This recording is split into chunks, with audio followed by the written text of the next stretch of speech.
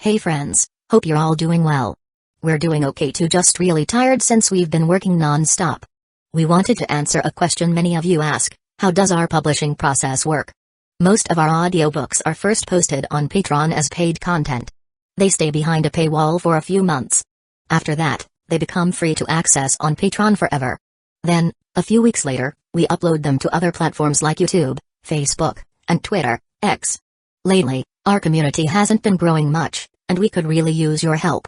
Please share our site in your Facebook groups, Discord servers, Reddit threads, Twitter, X, or with any friends who might be interested.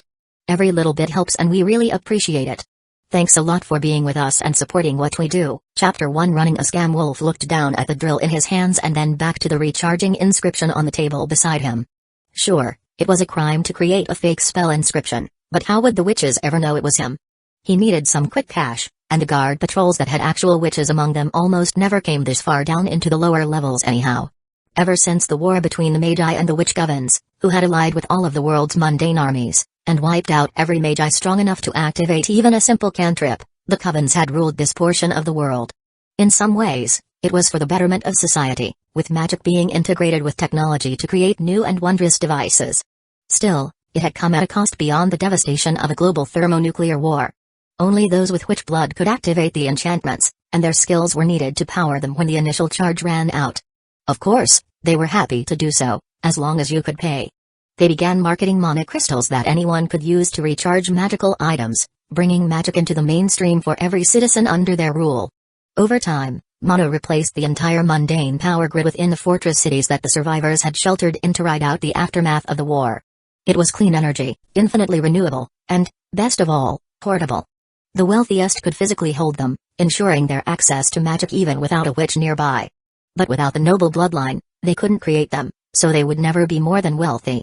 The witches were the true aristocrats, and 100 years after the war, they had the governments of the slowly recovering nations codify it into law. Sure, a few resisted, but they couldn't last long when facing an opponent who could deactivate their entire nation's infrastructure on a whim. The coven leaders, more commonly called the queens, pulled the mana out of the energy grids of those who opposed them, sending entire fortress cities with populations of millions back to the Stone Age until they repented. That was how the dream of equality and democracy died long before Wolf was born. The monopoly of the witches on magical items, thanks to their exclusive ability to use magic, was what Wolf was planning to take advantage of today. Magical items were expensive but useful. The inscription that the drawing he had in front of him was copied from would keep the batteries of a power tool charged for a month with a single unit of energy from a mana crystal. A unit was worth 10 credits, not a high price to pay, but the inscription itself was worth 300 credits. If he could inscribe it onto this plain drill from the pawn shop, he could clean and resell the tool for 200 credits after the shop took their cut off the top. Nobody would ever know the inscription was fake until the batteries died and they tried to refresh it.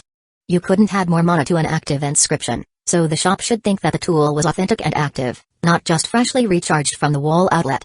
He would have to do that later. The pawn shop owner he bought it from was too cheap to use his own electricity to recharge even a simple power tool, so the drill was stone dead right now.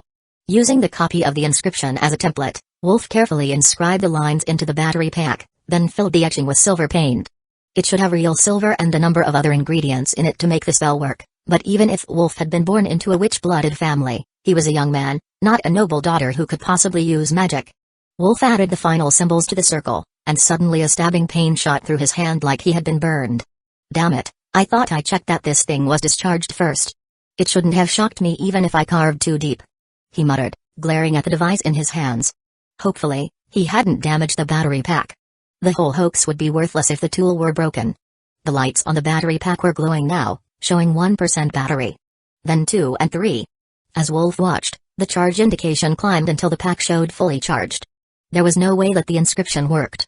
Every kid in the city knew someone who had been scammed by a reseller peddling forged magical items. If just drawing the circle was enough, the witches would have never gained the level of power they had, and every item would be a magical item within a week of being purchased.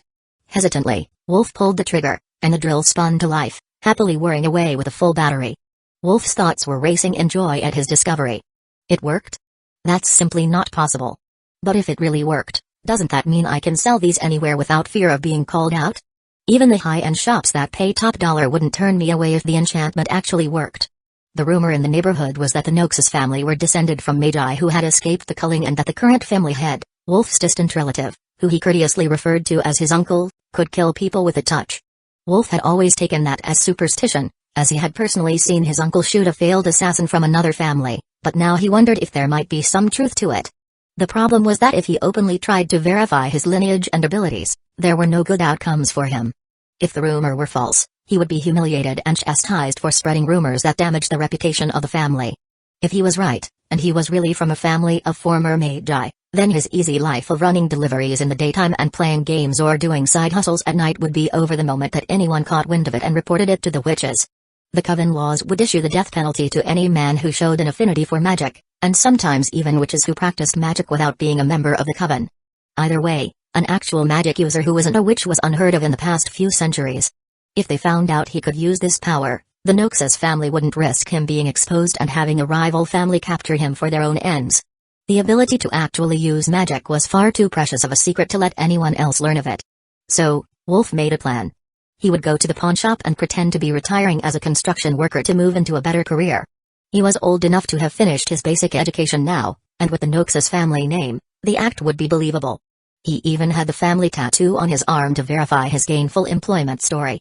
He would enchant 3 more batteries if he could get the inscription to work again, and then sell 2 full sets of tools, each with a spare battery. That would net him an easy 1,000 credit profit, and he would be set for at least a month. It was a scam. He could only run once at 2 different shops in different territories, but Wolf was more interested in learning about what he could do with these newfound powers. The world he grew up in was a relatively good one, at least for someone allied with a strong crime family who could claim a large portion of one of the floors within the fortress city as their own territory, but it would be better with more power. The Noxus family took him into the family business after the unfortunate demise of his parents in a car accident. Like the hundreds of other families that populated the lower floors, they were more closely related to a pre-war criminal organization than a mundane corporation. It was a life that many in the city dreamed of, even with the inherent risks. Wolf thought back to what he could recall from the history classes he had taken in school, hoping that something in those lessons could help in this situation. The war between the Magi and the rest of the world had devastated the planet to the point that it was only now recovering. Humanity had moved into fortress cities, sheltered against the pollution and radioactive fallout of the war. Where the witches excelled in nature magic, potions and enchantments, the Magi had been innate elemental magic users. When the world turned against them, they did not go down easily. The exact details had been scrubbed from history to discourage anyone from attempting to emulate their actions, but what everyone knew was that a large portion of one continent was lost to the seas, dragged under by overwhelming earth elemental magic that shifted the tectonic plates. That was when the mundane armies resorted to nuclear weapons. The citizens were herded to the newly created fortress cities for their safety as the war engulfed the world. None of that really helped Wolf, but it did give him hope that maybe he could do more than just recharge batteries. Maybe he could recharge mana crystals as well? They might be used to recharge magical items, but they were legal currency with a value set by their current charge. How awesome would it be if he could create his own money? Chapter 2 Easy Money. The empty mana crystals were worthless and sent for recycling, so he could grab handfuls of them from bins all over the territory to experiment on. With his plan firmly in place, Wolf began to inscribe the circles on the other batteries he had purchased, being extra careful not to make any errors that might cause the inscription to fail. He had no idea what it took to get the magic to work, so Wolf focused hard on recharging the battery, and making the perfectly drawn inscription. When the second one came alive with a shock through his hand, Wolf realized what was happening. The inscribed circle created electricity, and he was using a metal-handled stylus and metallic paint to create it. He was getting shocked by the initial charge flowing from him through his tools. That might be necessary to the process, though, so Wolf didn't change anything as he did the last 2 and started on the long process of cleaning and repairing the tools, so they only looked gently used and not nearly demolished like they did when he got them. When they were good enough, Wolf packed 1 set of power tools and 2 batteries into his backpack. This would be the rough part, as the high-end shops he wanted to sell to were on a higher floor, and getting there without a fight could be difficult. His family only operated on 1 floor, and he wasn't going to sell sketchy items to his own neighbors, so he would have to cross through other floors to get to a suitable shop where nobody would recognize his face. Wolf knew a thing or two about fights, and had the flattened nose and scarred knuckles to prove it. At 180 centimeters, he wasn't the biggest of men, but he was large enough to hold his own, and growing up in the public schools on the lower floors had given his gray eyes a hard look that didn't match his age. With a full pack, Wolf looked at his trusty electric delivery bicycle, freshly charged and ready for a hard ride through the city. Most of the trip was going to be easy to pass through, but a few areas belonged to families that didn't like visitors from the lower floors. It was a risk, but if he managed it, nobody would suspect him if there turned out to be a problem with the tools later. The witches had eyes everywhere. He definitely couldn't sell fake inscriptions in his own territory and cause trouble for his uncle. So, he tightened the straps on his backpack and set off on his money-making adventure for the day. "Hey Wolf, where you off to today?"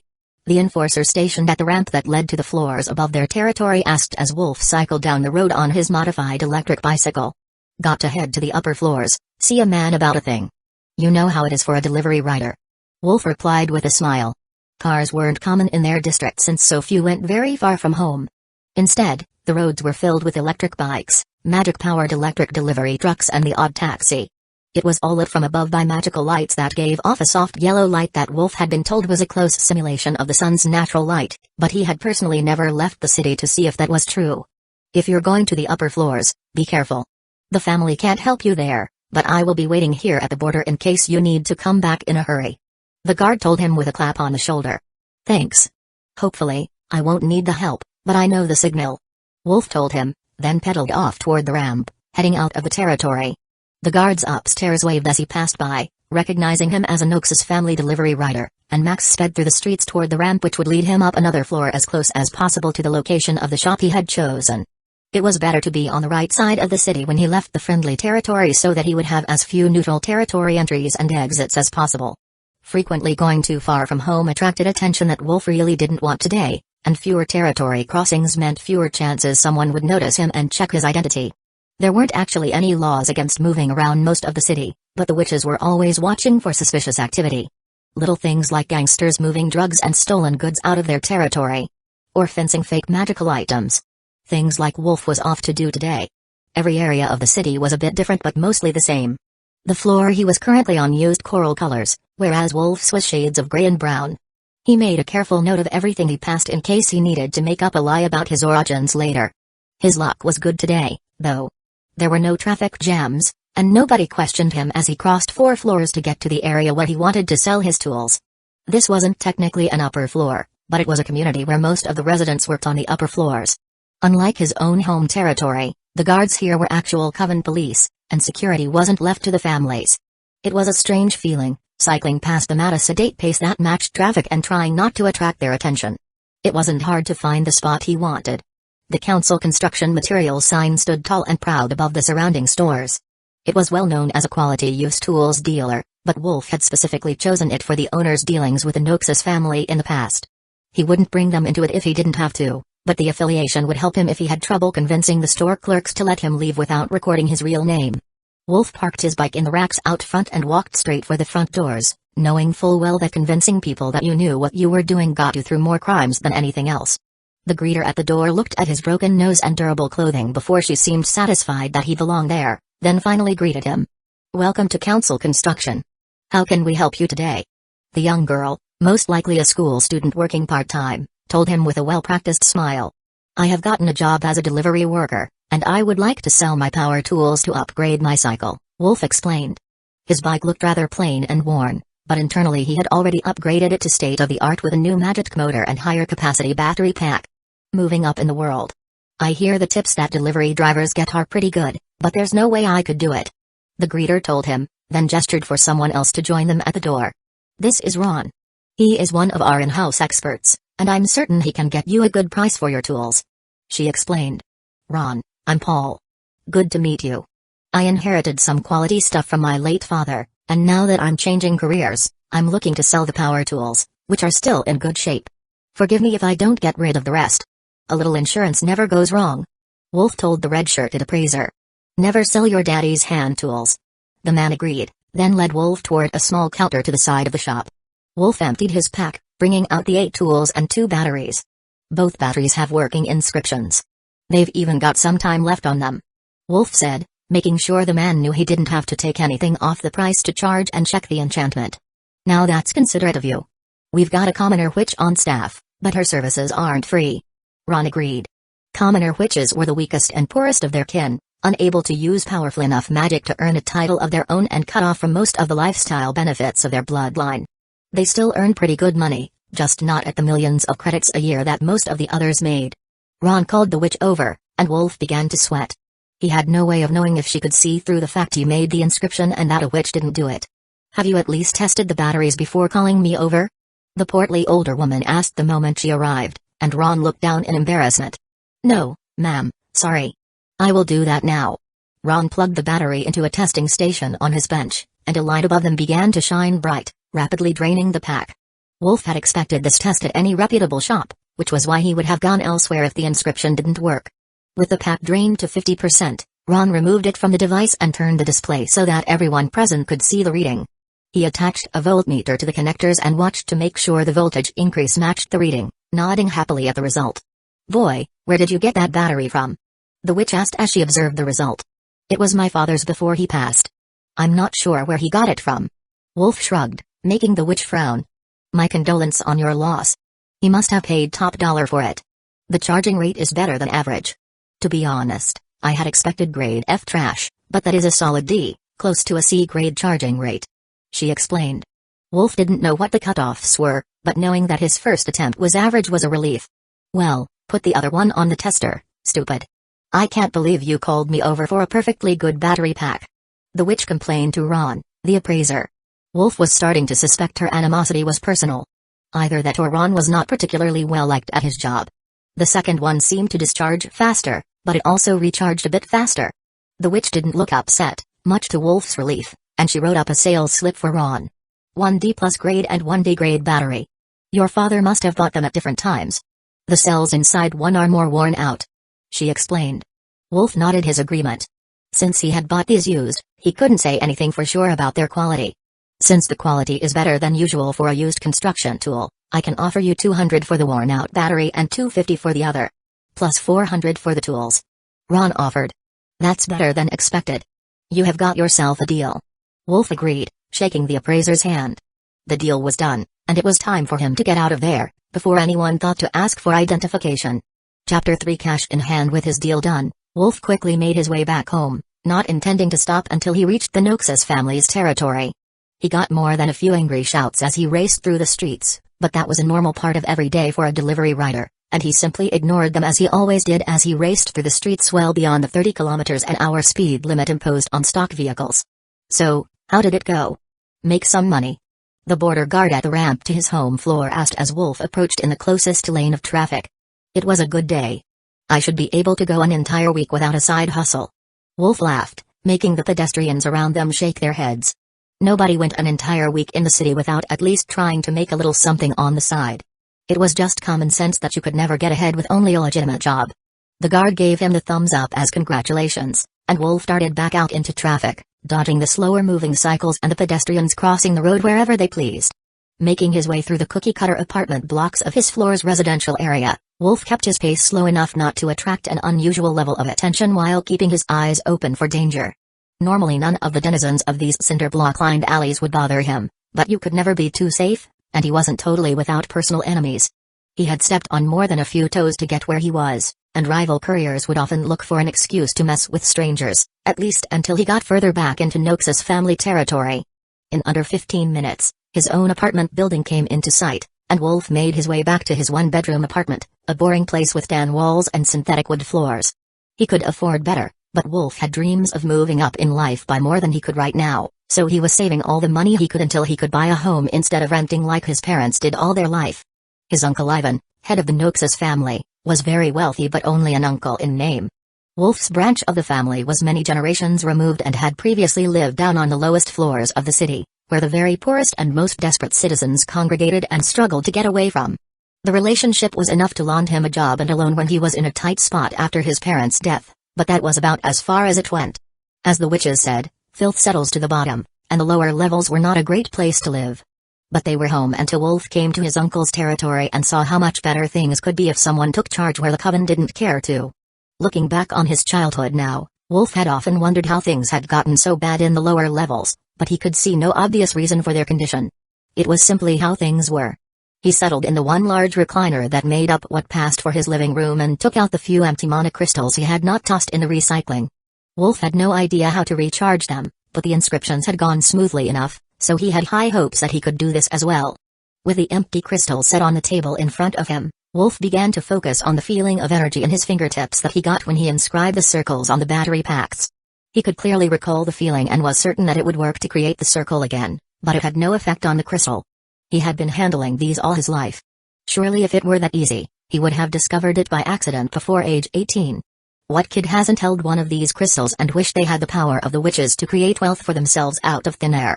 Sure, there were laws against doing exactly that to keep the commoner witches in line. But to the practical mind of Wolf, who rarely had any dealings with them, it seemed like a minor thing that nobody would notice unless you went overboard. He didn't, and couldn't, know that these crystals had a specific energy signature to them. If a witch touched one, she could tell who made the crystal itself and if the energy inside was from the same person. There was a chance that it could have been made and filled by a witch she was unfamiliar with, but the mismatch would immediately alert the coven that someone had been refilling mana crystals without authorization. In that way, the stored energy was strictly regulated, with each witch being given a certain allowance to create monthly, based on their rank. In theory, an illegally filled crystal could be passed around or used without issue, but businesses would return the ones they didn't need to immediately use to the bank every night, where the crystals would be verified and credits issued. The city, as all the residents called their megalithic home, housed over 20 million human beings, of which fewer than 10,000 were witches. Meeting one in person at the shop really was a surprise, and not in a good way, at least not for Wolf, who was as far from a fanboy of the rulers of their society as could possibly exist. Sure, the young ones were cute, but there were plenty of good-looking women in the city without the attitude that came with a noble upbringing. The commoner witches who would take such a position, even part-time, made up 2/3 of that 10,000 witch number and were the very weakest of their covens, but still, they were a rare sight for someone like Wolf. Something like seeing a celebrity or a CEO. A down-on-their-luck, lesser-known one, but still, a rare occurrence on his level of the city. Once he was comfortable, Wolf opened the browser on his computer to look up videos relating to the crystals. There should be something to be found on the network. Even a short documentary about them would help him in his efforts to recharge the ones he had. The first one he found was about the colors of the crystals. They were related to the specialty of the witch that made them, as each had their own technique for growing mana crystals. The empty ones Wolf had were blue, and the video said that they were grown in water, along with a secret assortment of reagents, then fed energy by the coven member to charge them. It was portrayed as a very dangerous and draining activity, with the risk and effort both contributing to the stored mana's worth. Still, somehow Wolf suspected that the reality was much more mundane. It did give him an idea, though. Like everyone else who collected payments daily, he had a crystal testing pad, which would tell him the remaining energy content and, therefore, the value. So Wolf checked the first of his empty crystals, making sure he hadn't missed a few stored credits. It was verified fully drained, so Wolf washed it clean and put it in his favorite soup pot with some water, then turned up the stove a little so that the water wasn't icy cold. Getting them wet didn't do anything, but he hoped that if he put his hand in the pot with the crystal and tried the energy to his fingertip thing again, he might have some luck in getting the charge to transfer. Focusing on himself, Wolf could feel a bit of energy in his chest, right near his heart. Extending that feeling to his hand made the water glow for a brief moment, then fade away. Hell yeah, this is it, I'm sure of it. Wolf cheered out loud to the empty room. But when he tried again, it was much harder, and Wolf began to feel exhausted almost immediately. All he could think of while his eyes drooped and sleep threatened to overcome him was to turn the stove off, nap, and try again tomorrow. Wolf was so tired he didn't even stop to check how much he had managed to get the crystal to absorb or even if the experiment had worked at all. When he fell asleep, Wolf was still wondering if he had just burned himself out, making a pot of water glow. Chapter 4 Magical Soup. When Wolf woke up a few hours later, he felt much better. All of the exhaustion had vanished as if it had never existed, and he was ready to see his progress. He rolled out of bed, straightened the clothes that he fell asleep wearing and headed for the kitchen. Wolf slowly approached the stove and peered into the pot, praying that his efforts last night had paid off. The dull blue crystal lay right where he left it, in the bottom of the soup pot, just waiting to be fished out and dried off so it could be tested. As far as Wolf knew, a fully charged crystal and an empty one looked exactly the same, which is why the crystal testing pads were necessary. Wolf tried to calm his shaking hands as he moved the small storage device from the pot to the testing pad, then closed his eyes and pressed the power button. Please, whoever is listening, let this have worked, he muttered before opening his eyes and looking at the reading. 30 units, that was 300 credits, or if you looked at it another way, 2 entire months' power bill. He could use this crystal right now to charge the storage bank in the basement of his building and not need to pay an energy bill this month or next. That was a big thing to Wolf. Power was expensive, especially for a courier who needed to recharge his bike every day. So, Wolf set the crystal aside and set another empty on the testing pad. Once he verified that it was indeed at 0, he washed the crystal and placed it in the pot. It was what he did last time, and he didn't know if a dirty crystal made a difference, so he would continue to wash them. Innovation wasn't even in his thought process. He had found a way that somewhat worked, and he wasn't about to mess it up by trying new things until his immediate problems were solved. This time he focused more on making a slow but steady flow from himself into the pot and watched as the blue light swirled around the crystal. Once he started feeling woozy, Wolf stopped the process and sat down to recover, focusing on his breathing the same as he did after a hard trip on the bike. That seemed to help, and in only 10 minutes, he was ready to get up and check the pot. It looked the same as before, and the blue light had faded to nothing, leaving just the crystal in the soup pot. If he was going to keep doing this, he needed to get something more dignified. Plus, that was his only pot, and he was hungry. Carefully placing the freshly charged crystal on the mat, Wolf hit the power button again and waited patiently for the testing to come up. 30 units, the same result as before, so that must be the extent of his abilities in one attempt. If he could do that one more time, he would have his entire month's rent and power bill before lunch, but the question was, how should he convert these units to credits to pay the landlord? The power bill could be paid in units, but the rent could not. The cranky old property owner only took credits. Wolf wasn't brave enough to cash them at a bank, in case they could be traced back to him, but he did have a few leads. Businesses that would take units at a discount to power their factory and not ask how you got them. Credits were digital and hard to steal, but crystals were a physical object and subject to robbery. That made them a lucrative target, the equivalent of the legendary days before the war when credits were physical coins and larger denominations were on paper notes called cash. The companies only gave you half price, though, and his rent was 500 credits. He had enough to pay the bills already after trading off the power tools, but the bills never really ended.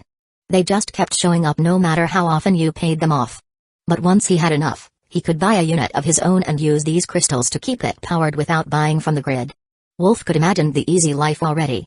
But first, he needed to work on his skills and increase the amount he could charge a crystal daily. When they were distributed, a full crystal was 100 units, but that was the most suspicious way to use a single crystal. Nobody ever had a full crystal on them in the city. At least not more than an hour after payday. Even if you hadn't purchased anything with it, you would charge your devices and home energy storage first, just so that you didn't have that many units on you when you went shopping, since the store's withdrawal machine showed the current balance to anyone who happened to be nearby. After a bit more rest, Wolf moved the second crystal back to the pot and prepared his mind to try again. The stress seemed to be entirely mental, with a mild burning in his chest where the energy seemed to originate. Both of those issues were tolerable to Wolf in the name of wealth and progress, so he began the recharging attempt again. This time he tried to add energy as slowly as he could, watching the crystal absorb it as he went instead of letting it light up the water. At first, that seemed less stressful on his body, but the end result was the same. Mental exhaustion and a headache. Instead of sleeping, Wolf tried to meditate. The old folk insisted that it was the best way to clear your mind and that there were many other benefits that Wolf had never experienced, but today was different. He wasn't sleepy, just drained from spell casting. If you could call this a spell, that is. Wolf focused on his breathing and the burning feeling in his chest, trying to calm it down. The meditation was quick to relieve the burning, and after a few minutes, Wolf could feel the energy begin flowing into his body. It was soothing, like a mint balm cooling his body, and Wolf was feeling better than he ever had before. All of the fatigue and old aches from years as a delivery rider were fading as he meditated. Still, more importantly, that spot of energy in the middle of his chest began to feel like a pouch, holding energy that Wolf was certain he could use later. Chapter 5 A Shocking Delivery. Wolf continued meditating until the pouch of what he could only assume was mana in his chest felt full and wouldn't hold anymore.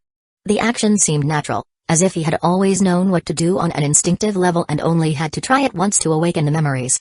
It was an incredible feeling, like he was whole and complete for the first time in his life, but with a hint of weakness, like a newborn who had just taken its first breath. The process had taken much longer than expected, and his watch showed it was already afternoon. He really had to get to work now, as he hadn't planned on skipping his courier job entirely, just taking the morning to rest after a good haul yesterday. The courier company was one of the best places on this level to work, and skipping a full day without notice was a great way to get yourself fired. Wolf turned his phone on and checked the courier app for nearby deliveries. There was a good order from just down the street going to the Noxus main house that nobody had picked up yet, so Wolf quickly accepted it and grabbed the 2 crystals plus his bike on his way out. Pushing himself as hard as he could to make up lost time, Wolf noticed that his legs seemed just a bit stronger today, and he wasn't getting tired as fast as usual. The meditation had really helped, he decided as he kept pedaling as hard as he could, testing his limits. A faster courier made more money, and Wolf was one of the best already. The order was ready and waiting when he arrived at the restaurant, but it was still steaming, so he wasn't too far off the ready time. Must be a busy day today. It's not often that we wait that long for a confirmation. The cashier greeted Wolf as he jogged in with his courier bag. Yeah, I started late today and I was pretty shocked to see you with an active order. No worries though, I will get it there on time. Who was the contact? Wolf replied, double-checking that the order was correct. Butler James. Same as usual. He's expecting it in 12 minutes. The cashier told him as Wolf loaded his bag and jogged back out. He locked the bag to the back rack on his electric bicycle and raced out into traffic, overtaking most of the slower-moving vehicles. The speed limit in the city was only 30 kilometers an hour, and most vehicles held to that in order to save energy, but not Wolf. That was why he used a modified electric bike with a speed limiter disabled and not a moped. He could add his own efforts to increase his speed and not use up the battery. At his usual speed, the main house was 15 minutes away, but Wolf was practically flying today as he wove through the lunchtime crowd. Traffic control always looked the other way for couriers speeding, so he didn't slow down at all, except when he reached a red light. Even then, he ducked around the line of traffic using the oncoming lanes so he could get to the front and sped off the moment the lights changed. After only 9 minutes, he was at the gates to the Noxus main house, where an unexpected sight greeted him. It was not Butler James that came to collect the order, but Uncle Ivan himself. Young Wolf, it is good to see you again. Take some time off and come inside. There is a small family gathering today, and you should meet some of the others now that you have turned 18. It is good you came today, it saves me having to look for you to introduce you to the family. Uncle Ivan was a huge and intimidating man, broad in the shoulder and over 2 meters tall, with salt and pepper hair that had begun to show his age. Wolf unlocked the delivery bag, since the butler wasn't there with the tray to collect the order, and reached out his hand to greet the family patriarch with the family's unique handshake. The moment their hands touched, a spark of energy flowed between them, and Uncle Ivan's eyes opened wide in shock. It seems that we have a lot to talk about. Don't leave after dinner, and keep your gloves on when you are greeting anyone but the elders. The patriarch whispered, then led Wolf inside the immaculate white plantation-style house. Wolf followed the patriarch of his family into the dining room, where 40 or more men, all sharing the same dark hair as Wolf had, and similar facial features, had gathered. Don't worry about the ladies, they retire to the sitting room until dinner so we don't bore them to death with talk of work. One of the older men welcomed Wolf to the room. Butler James quickly collected the delivery bag and gave Wolf a wink and a tip, the same as their usual routine. The takeout would be for the children since they probably wouldn't truly appreciate the spiced sausages and cabbage that Wolf could smell cooking in the kitchen. Until very recently, Wolf himself had been with them on the rare occasion that he was here for the monthly gathering, eating restaurant food in the small side room and socializing with the other youngsters. This would be his first monthly dinner in the adults' dining hall, and he had completely forgotten about it. Not that he had gotten an invitation or a reminder. The Noxus family didn't do that. You were either here for the dinner or weren't, and it only mattered if you were a topic of conversation in a negative way. Everyone had jobs and lives outside the house, other than a select few, and Uncle Ivan didn't judge based on attendance. Roman, you know Wolf, yes. He has just turned 18 and joined the family properly. Uncle Ivan informed the offer man who had spoken earlier. Is that so? Very good, very good. Roman replied with a smile, then removed his glove to shake Wolf's hand.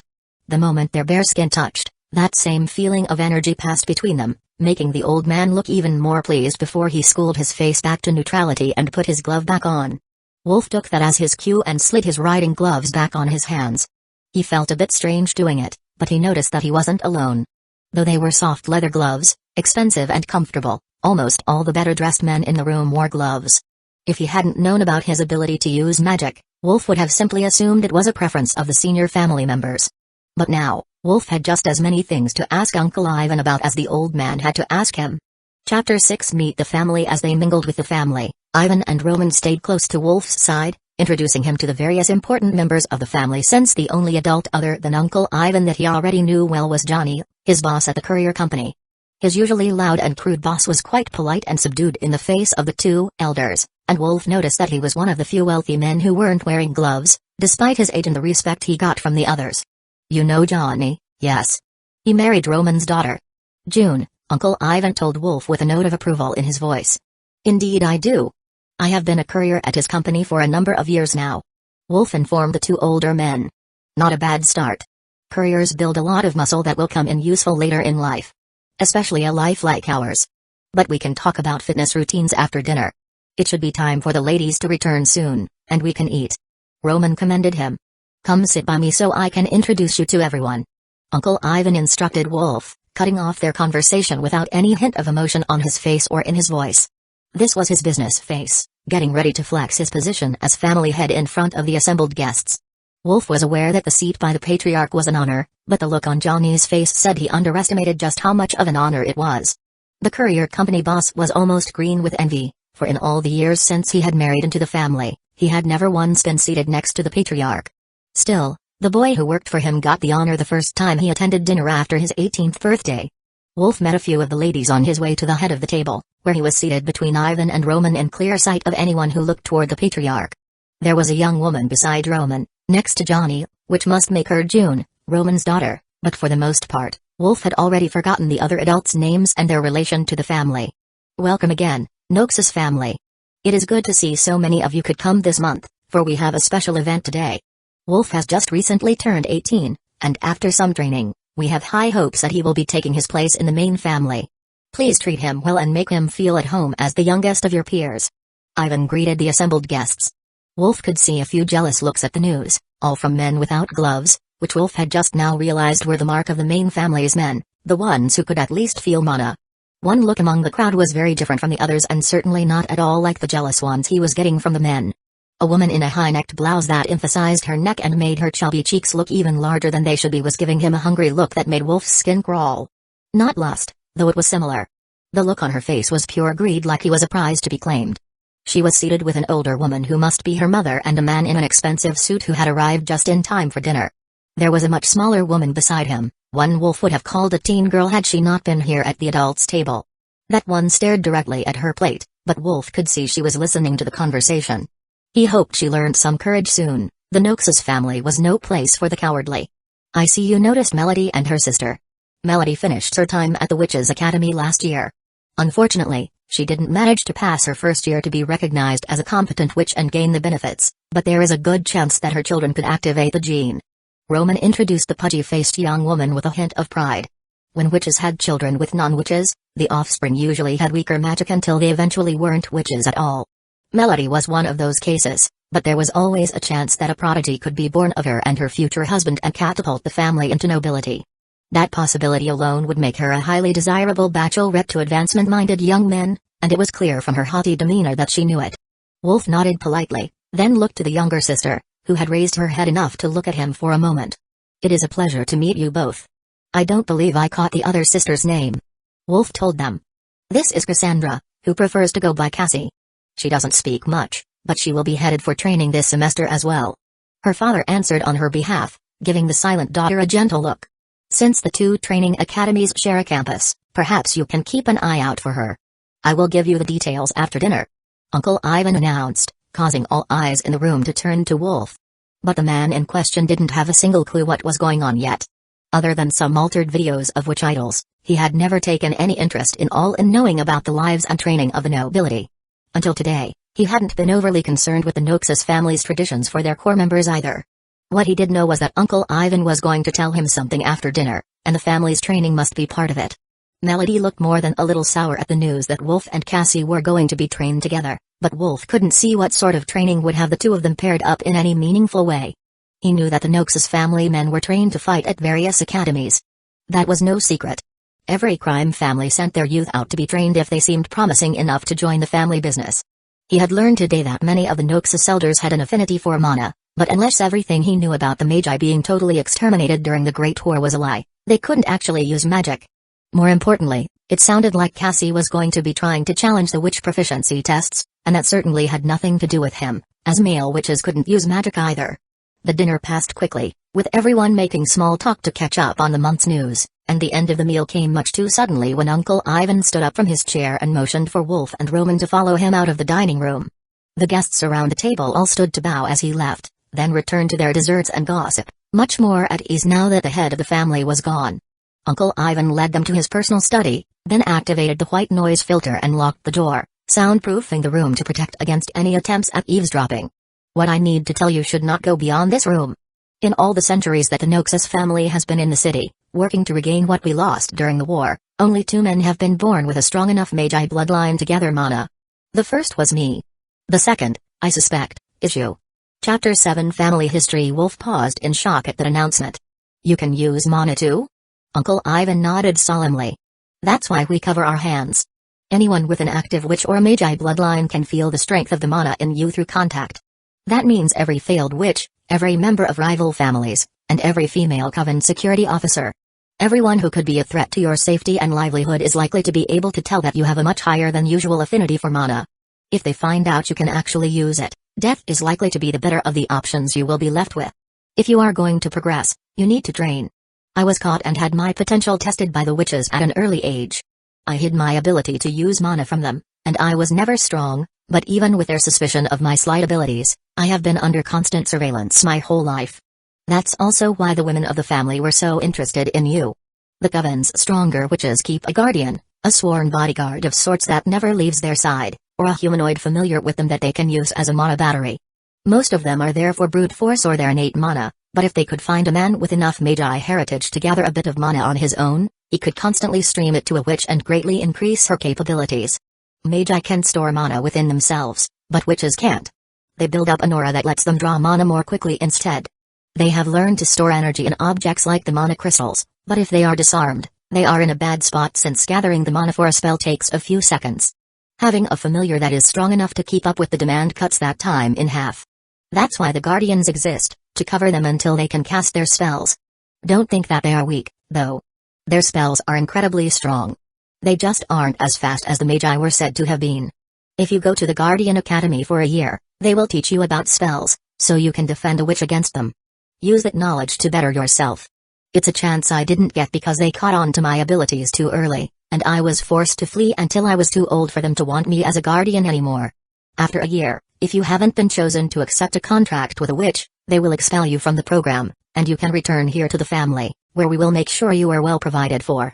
If you do find a witch you like, that's your choice. Remember, the bond is for life, and they won't let you go if they realize how powerful you are. Wolf listened quietly through the entire speech, taking in the new information about the benefits to a witch of having a magic user as a guardian and what that could mean for him. There were some definite upsides, like a whole school full of sexy witches in their school uniforms. The uniforms were a legendary tier cosplay among the youth of the lower levels, so the real thing had to be better. Then there was the knowledge he could gain. He already knew that someone like him could use at least basic magical abilities without reagents, so he could take in a lot of what he needed to know just by proximity. But the risks were equally high. Being found out could lead to a life as nothing more than a mana battery for some snobby and power-hungry noble witch. Once that happened, it was all over for him. Rumors said that the witches could track their guardian anywhere and see through their eyes. For that reason, kids in the lower levels hid from the guardians, and nobody but the witches knew if that was all that they could do. When you said that Cassie was going for training, you meant that she might have the potential to be an actual witch, right? Wolf asked. She almost certainly does. The Noxus family has been around since before the war, which is why our bloodline is blended, and our daughters have the chance to be witches. That is also how we survived the culling at the end of the war, by relying on the witches in our family to keep the remnants of the Magi bloodline going.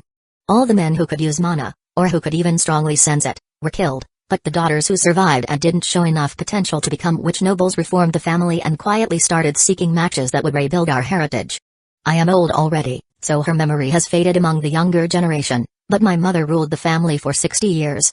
Like the others from families who were in selecting marriage partners with as pure of a witch heritage as possible, her ability had faded from what witches were once capable of.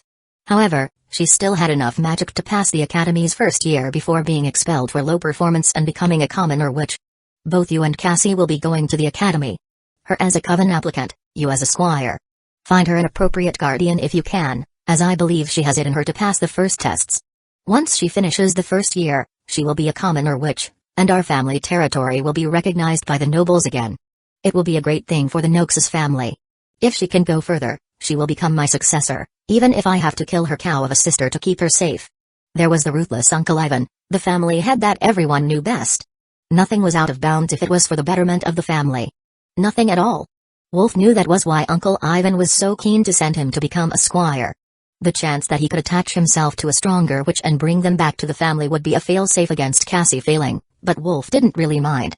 Being convicted of being a Magi was a death sentence, and being caught with the ability to use magic but not convicted was no better, and Wolf wasn't strong enough right now to protect himself. He needed to learn to master the powers he had and to learn to fight better than any common brawler. Only then could he live his life without fear of abduction. He had at least some tiny bit of power but didn't have an entire family, and a witch mother behind him as Uncle Ivan did in his youth. Even with that, Ivan had been forced to flee for years and was still under surveillance. "Just let me know when I need to leave, and I will be ready." Wolf agreed. It was an order from the family head and not really a choice, but politely agreeing cost him nothing. Roman chose that moment to speak up, reminding Wolf that he was still in the room. "There is 1 week until the applicants leave, but it is best that you stay here until then. We can clean out your apartment for you, but it is best not to go out and expose yourself to the schemes of others who have seen you enter the main family. At least not so soon after you have awoken your powers. I will train you until you leave. Uncle Ivan taught me the same way, and family records have a technique for building your power. Supposedly, it will grant a worthy inheritor the legacy of the Noxus Archmages. Only time will tell how much it helps you." Roman stood up from his chair and stepped to the bookshelf on the wall of the office. He took down a plain leather book, more of a folder than what Wolf would have called a proper book since it only had a few pages, and placed it on the table. "This is what we still know of how to advance as a Magi." Chapter 8 Inheritance. This pamphlet-sized book was a miracle to Wolf. Until today, he thought all knowledge of the Magi was destroyed, but now, with this, he has a chance to see just how knowledgeable they once were. The surviving pages seem to be an introduction from a training manual, a basic oversight of what a young Magi needed to do to become worthy of the title. To the person who wrote it, this was probably the most obvious thing in the world, but the Magi were secretive, not letting the outside mundane world know of their power, for fear of exactly what happened to them in the end. The rest of the world ganging up to kill them. Wolf looked over the first page, somewhat charred and missing small sections before it was preserved in this plastic cover. The power of the Magi is that of the world. Not the witch's power of life but the primal indifference of the planet itself. Fire, lightning and gravity are the building blocks of a Magi's power. The fire of the planet's core and the heat of the sun beating down on its surface are the strongest sources of fire imaginable by man. When a Magi is in tune with them, his control over fire becomes stronger. Lightning is the elusive element brought to life in the skies. It was once viewed as a niche affinity, but as science has grown, the power of electricity has become better known, tamed and spread across every aspect of life. Once they have learned the flow of man-made lightning, a Magi can amplify it 1,000 times, bringing a city's technology to life or burning it to ash. Finally, we have the most essential of forces in the universe, gravity. The power to move the tides, fly through the air, bond or debond the atom. Gravity is the structure that the universe is built upon. For now, young student, you will be studying these 3 basic principles to find your strongest initial affinity. The rest of the text was missing, but the knowledge that the surviving page had brought was life-changing. Wolf was no fool. He graduated from high school and understood the concepts of gravity and the eternal heat of the stars burning in the sky.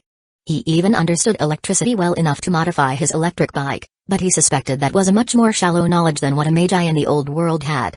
Gently, Wolf flipped the page to see the backside, finding it mostly burnt black, but there was a single spell circle mostly visible and a few words of description that were too isolated to link to the rest.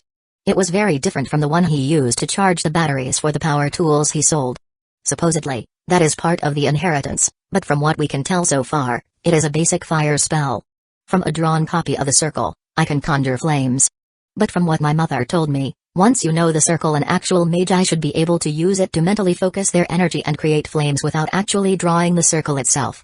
Think of it as a focusing aid that will turn your internal energy into an external fire. Or at least that's the theory. Uncle Ivan explained. Wolf took a picture of the circle with his phone and zoomed in close enough that the context was hidden. Magical circles were everywhere these days. At least they were on high-end items, so having a picture of one was unremarkable and could be explained as trying to avoid being scammed. I will test it later when I am not taking up your time or surrounded by books, Wolf replied, making Roman chuckle. The first page was incredible, but the second made the fire circle look unimportant. It was almost all gone, burnt to ashes, but what remained was enough to be worth the effort of saving it.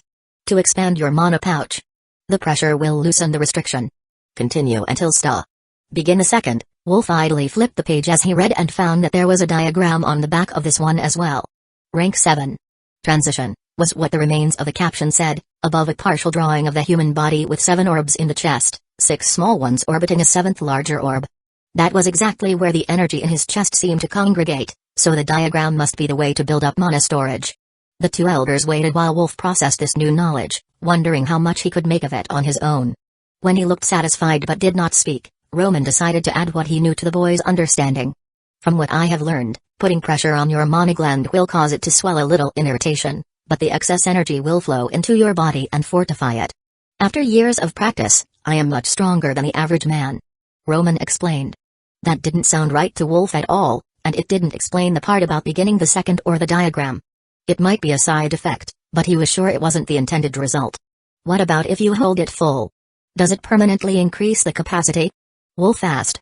Not for me, but it did for Uncle Ivan at the start. There is a chance that our affinity is just too low for what they were trying to teach. Roman shrugged. Now that was an answer that made sense to Wolf. Everyone knew that not all witch-blooded women were at the same level. They even had a failed student in their own family. Looking at it that way, the elders were like Melody. They had tried to improve their skills but lacked the ability. The question now was if Wolf could do any better. Wolf placed his fingertips on the diagram of the human body, and the charred remains of the page began to glow with soft light as magic flowed up his hand, then wrapped around his forearm, leaving it covered in a magical circle filled with runic writing. Neither of the men in the room reacted to the sight at all while Wolf stared at his arm, reading the only intelligible words. Wolf Noxus clan heir. After a few seconds, Uncle Ivan closed and carefully placed the thin book back on the shelf, where it blended in among the identically bound business reports and family census folders. Nobody would ever look for it there, as the information on that shelf would only ever matter to the head of the family. Anyone looking for valuable information would start among the rare books or in the safe. I will show you to your room, and you can practice tonight. Someone will come to get you for breakfast, and I will teach you what I know in the morning. Roman decided before opening the door and leading the very confused Wolf out into the hallway. Chapter 9 Breakfast with the Elders. The room Wolf was led to was a basic one, just a single bed, a small dresser and a bin-bag chair to decorate, but it was enough that the room was already close to feeling cramped. The inheritance, if that was what the spell that was now etched into his arm for only him to see really was, didn't tell him much, but the two elders had confirmed that drawing in as much mana as possible should slowly expand his storage capacity, so Wolf settled into the bin-bag chair and closed his eyes. Once he started the exercise, he found that pulling energy from his surroundings proved to be easier than he had expected, and he could already feel the thread of mana flowing into him. Once it was in his body, controlling the mana felt like guiding a liquid, so that's the visualization Wolf chose for his meditation. Pour the liquid in until the sac was full, then hold and wait while it relaxed. Once the stretching pain subsided, add a little more. At first, the gland, or whatever that mana pouch should be called, felt no larger than the head of a pin, but it grew quickly as he worked away during the night. By the time Roman came to get him in the morning, Wolf had managed to expand it to almost the size of a pea. He really didn't have a reference for what size he was trying to get it to, but this still felt far from complete. I see your night was productive. I can feel the difference in your presence from what it was yesterday. Before we eat, I will first show you how to mask that so that you aren't discovered by the first witch you come within 2 blocks of. Roman greeted him from the doorway. The greedy look on Melody's chubby face came unbidden into Wolf's thoughts, and he shuddered a little. Then his stomach grumbled loudly, announcing its displeasure at his change of schedule. I can see how that would be important. But I am suddenly starving, so do we have time to stop by the kitchen? Wolf asked hopefully. That shouldn't be a problem as long as we keep you mixed in with the other elders. Most of the family will be assembling for breakfast in the next few minutes. It is much less formal than dinner but much larger since about half the people living in the compound come here to eat. Roman agreed. The compound? Wolf asked. The main house and the 4 surrounding buildings are encompassed within a single outer wall as one community. In all, there are about 200 people in the compound, and they all work for the family. Think of breakfast like a morning briefing before everyone goes to the office. Roman explained with a smile. That sounded like complete chaos to Wolf. Evenly split between parents and children, that was 100 adults, with about 50 coming to breakfast.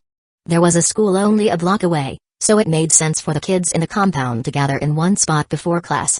Wolf lived further away, so the morning gathering was never part of his routine, but he could imagine that it was actually a nightmare for the less popular kids. Roman led Wolf to a small table at the end of the room where a few of the other elders were sitting, then pulled out a chair for Wolf between himself and a whip-thin woman with mismatched eyes. Wolf, this is Maria. She is Cassie and Melody's grandmother. Miss Cassie is her favorite, so I'm sure she is nervous about classes starting next week. Roman introduced the gray-haired woman. I am sure you have nothing to worry about. Cassie seemed like the sort that had the potential to surprise us all. Wolf greeted her. Maria raised a carefully groomed eyebrow at Wolf's words. I believe yesterday was the first time you two had met. What gave you the impression that she had more potential than her sister? Maria asked. It's always the quiet ones with the most to hide. Wolf shrugged. Really, he couldn't explain the feeling of inner strength and potential that she gave him, so he just went with the most simple explanation that he could think of. You have good eyes, young man. Make sure you find yourself a witch to pair with so you can watch out for Cassie in the second year. Maria said with a wink. Wolf looked to Roman for an explanation, as he knew very little about the academy they intended to send him to. Squires get 1 year of intensive training to prove themselves. If a witch chooses them as a potential guardian, they can continue to the second year. I hear that they are going to change things up this year, though, and the coven is being super secretive about it. Not even the commoner witch families that we do business with know what the plan is going to be for this year.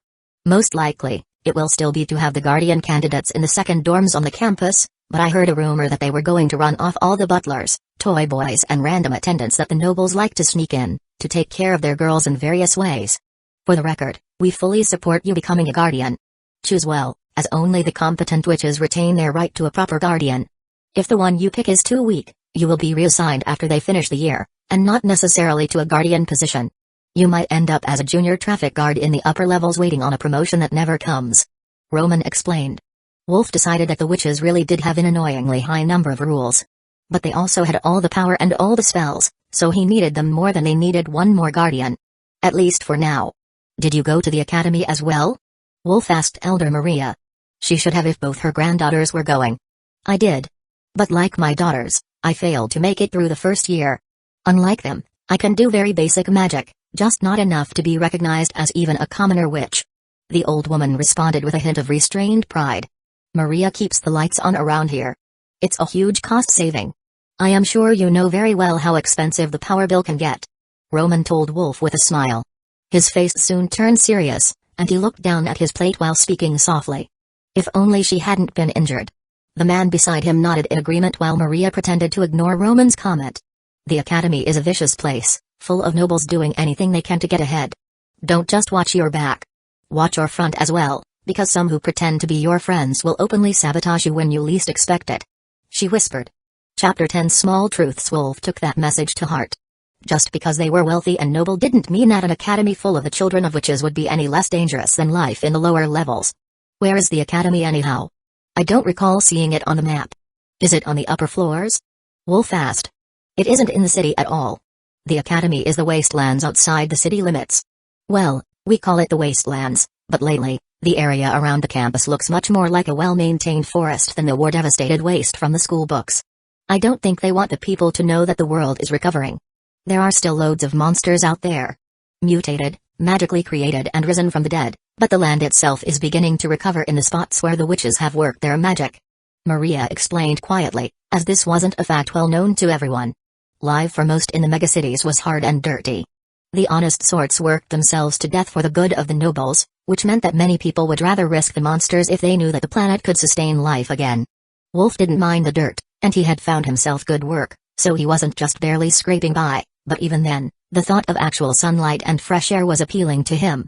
It must be tough coming back from the academy and out of the sunlight, Max said to Maria, who clearly disagreed. The sun is dangerous. Most mutants and undead hunt in the daytime, but worst of all, the other witches will be awake. Coming back was the first time most failed applicants felt safe in a year. It was pleasantly warm on the skin, though. The old woman reminisced. We should excuse ourselves for now. Wolf has a lot to learn before leaving at the end of the week. Roman told the others politely as everyone finished eating. Do come by again, Wolf. You are young, but you are one of us now, and we will help you with anything we can. Elder Maria told him with a wink. Wolf smiled back at the female elder, who supposedly could use enough mana to power their entire family complex's everyday needs. I will hold you to that. Elder Roman led Wolf to a quiet office overlooking the back gardens, a true luxury in this crowded city, and sat down in a soft leather recliner. As I said earlier, before you can go anywhere, you first need to know how to hide yourself. Fortunately, the former matriarch of the family left us with a method to do just that. Naturally, your power will want to radiate outward, which will help you perceive your surroundings and detect other living things.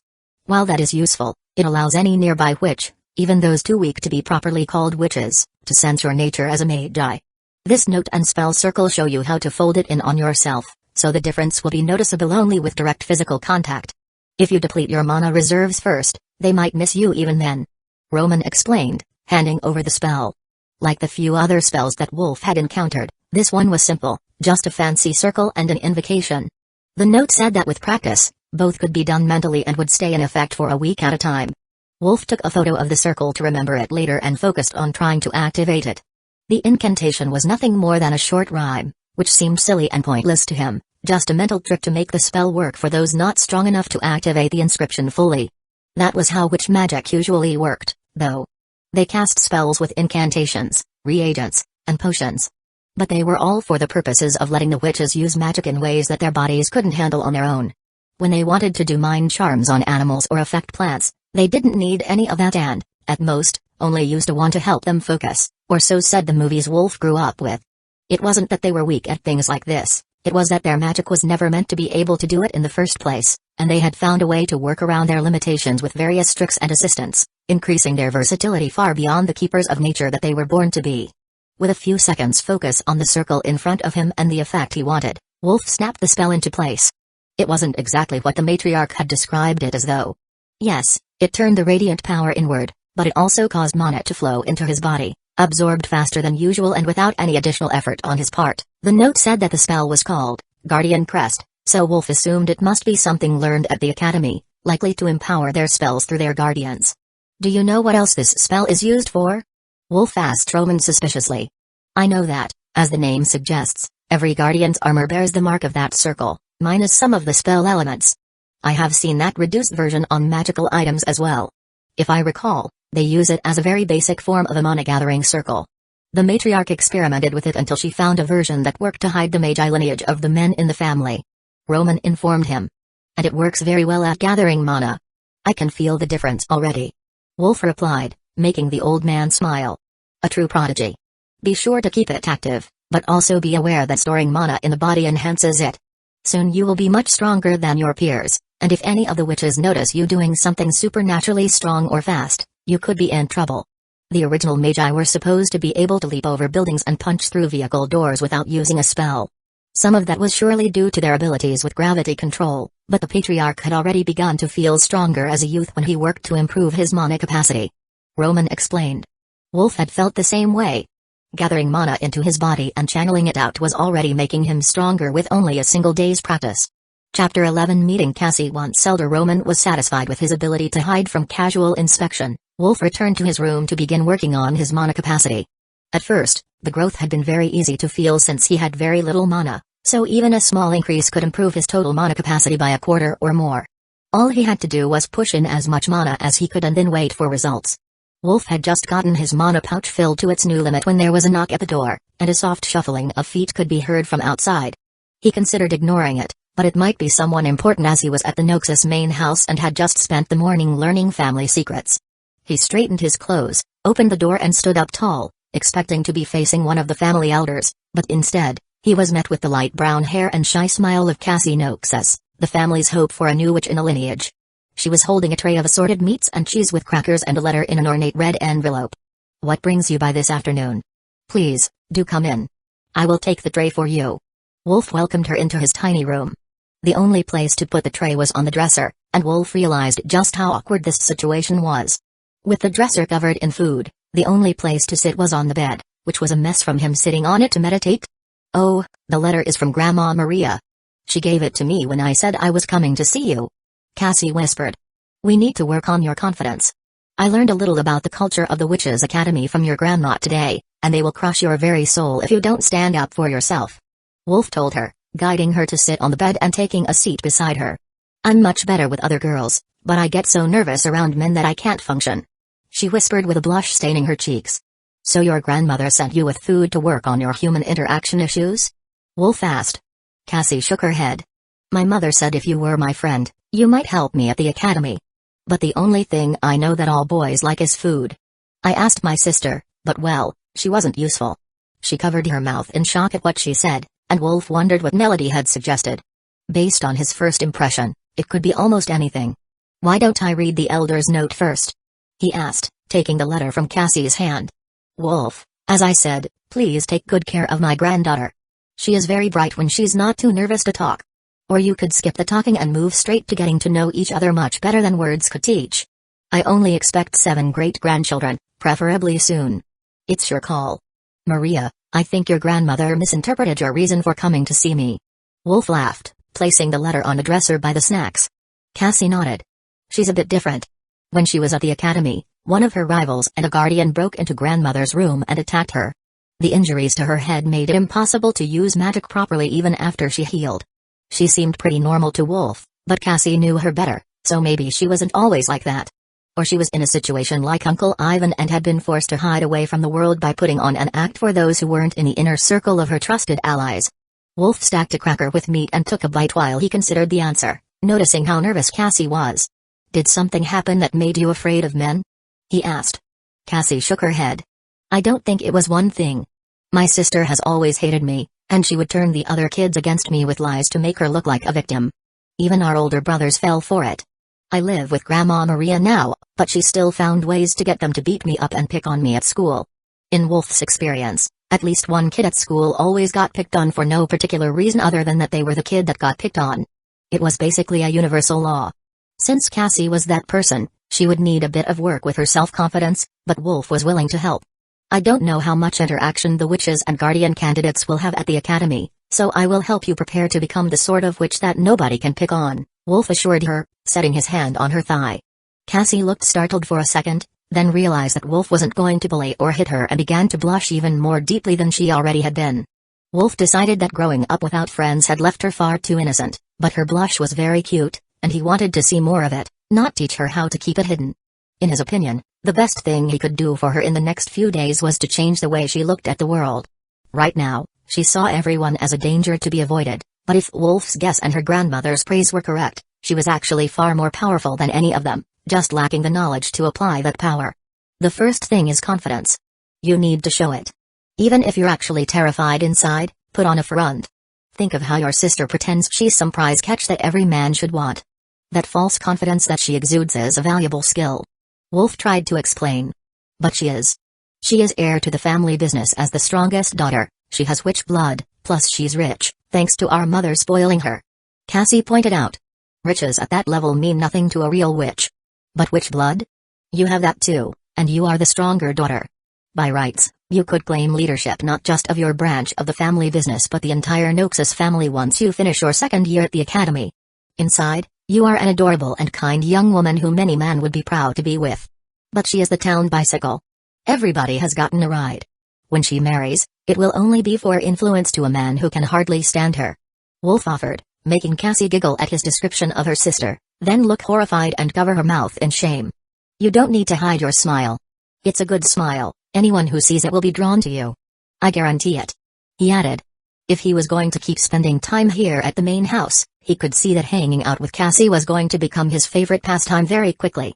Chapter 12 School Supplies. Once she was past the initial amusement, Cassie almost bit her tongue, trying to resist saying anything regarding Wolf's insinuations about her sister.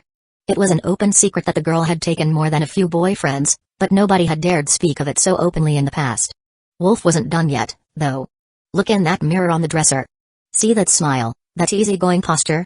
That is the real you, the one you want to be at the academy. Even if someone there remembers your sister, they will remember her as a failure, a fake witch who couldn't pass her classes. You are a much better student, and every single elder knows it. This is your chance to show the world who you can be without anyone's outside influence. Do you think they would let me officially change my name? With a different last name than her, I don't think anyone would connect us. It would be like she never existed. Cassie suggested. Wolf grabbed another meat-covered cracker to give himself to think before answering. What name did she go under? From what the elders said, I think the academy knows who sponsored the students. She went under Times with our mother as a sponsor. Cassie shrugged as if it was obvious. Maybe it was, but Wolf didn't know much about the inner workings of the Noxus family or the academy. Their conversation was interrupted by a knock at the door, and the sickly sweet stench of body odor masked with excessive amounts of perfume reached Wolf's nose. He was certain that smelling someone from the other side of the door wasn't normal, but he could not ignore it now that he had noticed. Who is it? Wolf called while Cassie glared at the door. It's Melody. Do you have a few moments to talk? The young woman's voice responded in a very suggestive tone that caused Cassie to make a gagging motion. My apologies, but your perfume is causing my allergies to act up. Perhaps we could speak at dinner? Wolf replied, and Cassie had to bite her fist to avoid laughing out loud. I am so sorry. I didn't realize you suffered from allergies. She was clearly pouting now, But Wolf wasn't letting that smell in his tiny room. You couldn't have known. But both Cassie and I could use your insight into life at the academy since we're leaving in less than a week. I do hope we can make time for a nice chat, just the three of us. I will leave you to your work then. See you at dinner. Melody seemed upset at the mention of her sister and left right afterward, while Cassie turned to face Wolf with an anxious look. Before she could speak, the door swung open, and Elder Maria entered, then locked the door behind her. I'm not going to ask what happened, but I just saw Melody crying and running for the showers while half naked. I will warn you that any bit of skin contact could give you away before you master the disguise technique. Maria reminded Wolf without preamble, ignoring Cass's presence. I didn't let her in. Her perfume was incredibly potent, even through the door. Wolf explained, defending his honor as much as he could since he was still sitting on the bed with Cassie. The Patriarch has the same issue. No perfume or cologne is allowed in his office. It must be inherited. But that's not why I'm here. I have a task for my granddaughter that you might be able to help with. Noble families send their children to the academy with a few magical items.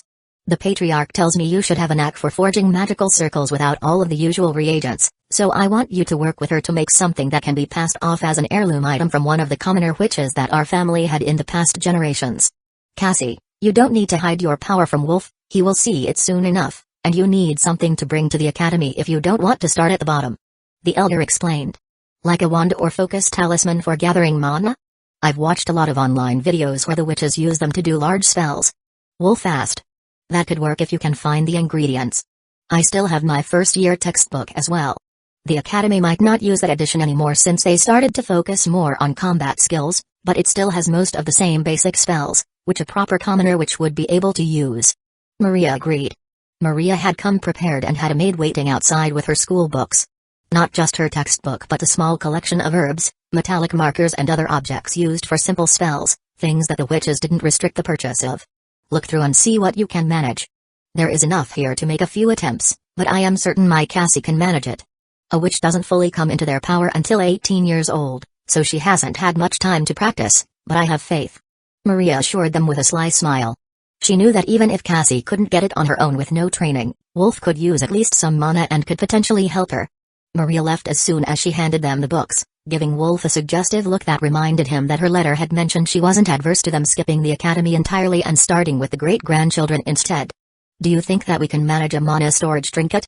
It sounded like the most useful thing that I could have during my first few weeks at the academy. Cassie asked, expertly flipping the pages of the textbook to the desired page. The circle on the page looked incredibly similar to both the battery charging circle and the inscription for hiding his aura. If anything, it might be a bit easier to draw. There had been a collection of symbols in the outer ring of the battery charging circle that had been switched for an easier-to-draw angular rune in this version. How is your handwriting? Getting the circle exactly right is important, or the online videos say that it won't work correctly. Wolf asked, thinking of the hasty research he had done to run his self-charging battery scam. Pretty good. Grandma had been training me with a regular pen in preparation for the academy. I am surprised that you know so much about magical inscriptions, though. Normally, only witch fangirls are familiar enough to be aware of how sensitive they are to mistakes. Cassie told him with a nostalgic smile. It's a long story. I will tell you all about it some other time. Wolf chuckled, then took the time to memorize the inscription that they were about to draw. The more he looked at it, the easier it was to remember, like the inscription triggered something in him and embedded itself in his consciousness. The inscriptions were originally Magi magic, and the witches had just appropriated and modified them for their own use, so maybe it really was something that was part of him, or perhaps part of his inheritance. There was no way to tell for sure, but in only a few minutes of looking at the inscription, Wolf was certain that he could accurately replicate it without having to see it again. Chapter 13 It's Really Magic. Cassie had a collection of wooden tokens that she was planning to use for the attempt. They were nothing special, the bargain store sold them as drink coasters, and the wood was a very soft, fast-growing variety similar to balsa wood. They would do for a talisman, though, and if it worked, they could be dipped in a durable epoxy to keep them from being damaged. The first step was to draw the circle with a pen and make sure it was correct, then carve the correct lines and fill the inscription with the appropriate marker. If you tried to draw with the paint marker without carving first, it usually bled on the surface and ruined the intricate shape of the runes. Every kid learned that in the 3rd grade while trying to make an arts and crafts project. Once it was perfect and the remaining materials were placed on top, mana was introduced to activate the circle. These circles weren't the witches' natural magic but an adaptation to add versatility to their skills and integrate them with the modern world. They could often do the same thing, and usually more effectively, with a potion or a curse. The problem was that potions had a limited duration, and a curse had potentially debilitating side effects. But they had no other options for things like lightning or similar charms. The elements other than nature were outside their purview. For a witch to be able to use the other elements, she had to rely on reagents and magical inscriptions. Cassie had very tidy writing, and her first circle looked nearly perfect. One rune needed to be adjusted, but that was better than expected for a first attempt that couldn't be traced from a pre-made template. It doesn't need much, just the circle and a sprig of herb. It says to use the one that I have the best affinity with. How do I tell that? Cassie muttered, looking at the pile of ingredients they had. Try drawing mana in and then touch each of them in turn, Wolf suggested. They were trying to collect mana, so that made the most sense to him. Wolf took the token and began carving the circle, carefully referencing the book as he went. It was the same as doing the batteries, and his hand seemed to instinctively know which way it needed to go to make the perfect rune. Cassie checked the herbs one by one, finding that dandelion flowers resonated best with her. Wolf had finished his work and was double-checking the runes, so she reached out and tapped him on the arm where his sleeve had pulled up while he was working, keeping the wood chips from sticking to his sleeve. An immediate flood of mana poured into her body from his, and Wolf sat up with a sudden jerk. He had been practicing his mana collection earlier, and his mana pouch was stretched full. The contact made Cassie's eyes glow bright purple from behind her colored contact lenses, and Wolf stared at her in awe. Jewel-colored eyes in adulthood were said to be a sign of powerful witches, and now he understood why Elder Maria was so protective of this particular granddaughter. You're the best material. But how? Blood magic isn't a thing. Cassie asked. Wolf knew that wasn't true. Or at least it hadn't always been true. He grew up on the lower levels, where witches were feared, not revered, and the old folks told horror stories of the witches using human sacrifices to power black magics during the war. Noxus family elders all have an affinity for magic, including the men, though they can't actually use any on their own. You need to keep silent about it, though. Letting anyone know could get everyone in this household killed. Wolf warned her before she started coming to conclusions on her own. Touching you brought the most mana into me, though. Do you think it would be possible that you are actually the best medium we have for a mana charm? Cassie asked. Honestly, yes. We don't have much to work with, so a family elder with an affinity for magic is almost certainly better than a simple flower from the garden. Wolf agreed hesitantly, knowing where this was going. Cassie already had the extractor needle out, giving him an eager look as she planned her strategy for the final creation of the amulet. Fine, I will draw a bit of blood to use, but I am totally blaming it on you if someone realizes what this is made with. If anyone asks, a family elder gave this to you as a gift, and you just charged it so you could use it. Wolf told her, drawing a small amount of blood from his arm. It will be perfect? I just know it. Cassie insisted, mixing the small vial of blood with the paint in the marker using a thin stir stick. Those weren't the directions, but everything else they had was a herb, so Wolf assumed that this was something that Elder Maria had taught her. She gently took the prepared token from Wolf and began to work. The mana infusion had to match the drawing speed, and she was drawing mana as quickly as she could, but the effort was clearly draining her stamina. Since he knew now that touching her would give her mana, Wolf removed his glove and placed his bare hand on the back of her neck. She twitched a little at the contact, but Wolf could feel the mana moving from his body to hers at a rapid pace. The stress on her face faded, and her movements became smooth as she drew the circle on the talisman. As she finished, the symbol glowed bright purple, and all of the stored mana in Wolf's body was suddenly drained. Cassie let out a soft moan at the feeling before passing out and dropping the marker on the bed beside her. Wolf moved quickly, grabbing the paint marker and putting the cap back on before it damaged the talisman, then checked on the unconscious witch. She was already beginning to move again, though her face was flushed, and her hands were trembling. She also wouldn't look Wolf in the eyes, and he wondered if perhaps he had crossed a line with the extremely shy girl by suddenly touching her bare skin. She had some self-confidence issues, but the contact was strictly to help her spell casting, so he hoped she wouldn't take offense. It's all right. I'm all right. She whispered, then gave Wolf a shy smile. Grandma warned me that drawing mana from a living being was a pleasant and intimate experience, but I didn't expect the reaction to be that strong. Sorry if I startled you, but it was a bit overwhelming. Cassie said softly. Oh, it was a pleasurable sort of feeling that made her pass out. Now Wolf felt awkward. Time to change the subject. How about you check that talisman and see how it turned out? Cassie nodded in relief that Wolf wasn't going to push the topic, but he noticed that her eyes kept flickering back over to him, even though she was checking the status of the talisman. Wow, these are amazing. I didn't know that a mana talisman could help so much. I was told that having a familiar doubled your mana collection rate, so I thought the talisman had the same effect, but that's not what it does at all. She looked at Wolf as if he should understand, so he placed a finger on the token, but it only flowed one way. He could put mana in it but not draw it out. So, that's what he did. Wolf focused his mana collection and filled the talisman, finding that it stopped accepting mana at about a quarter of his maximum capacity. Chapter 14 Making amulets. I can't use it, so I have no idea how fast you can draw from it, but I filled it with mana for you, Wolf told her. Oh, thank you. That's, well, how do I put it?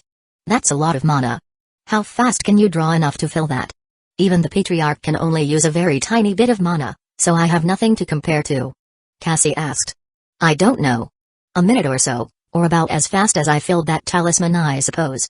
I have never actually tested it before. Wolf shrugged.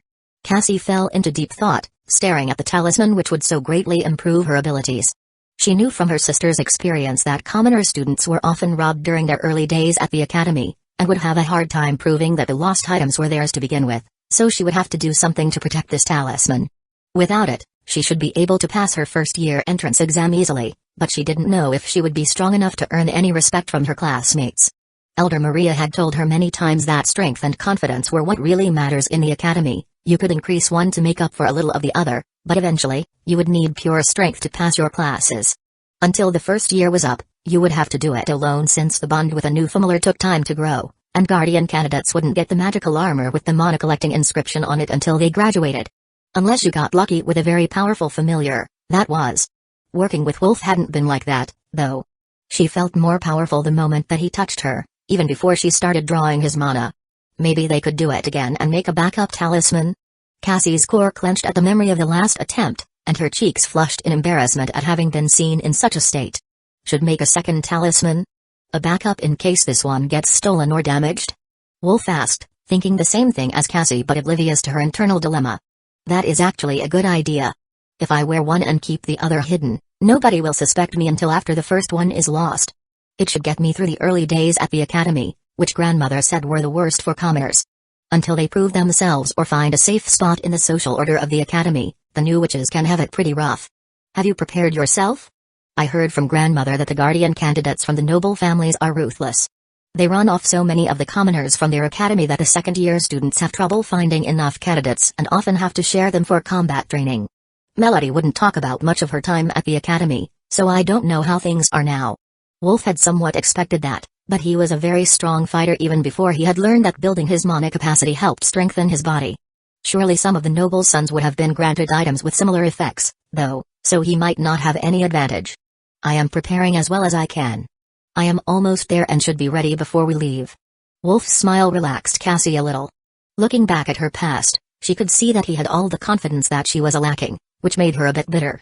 His scarred face and previously broken nose showed that he didn't have an easy childhood, but he was still confident, whereas she had simply gone along with everything and sacrificed her pride as a survival technique.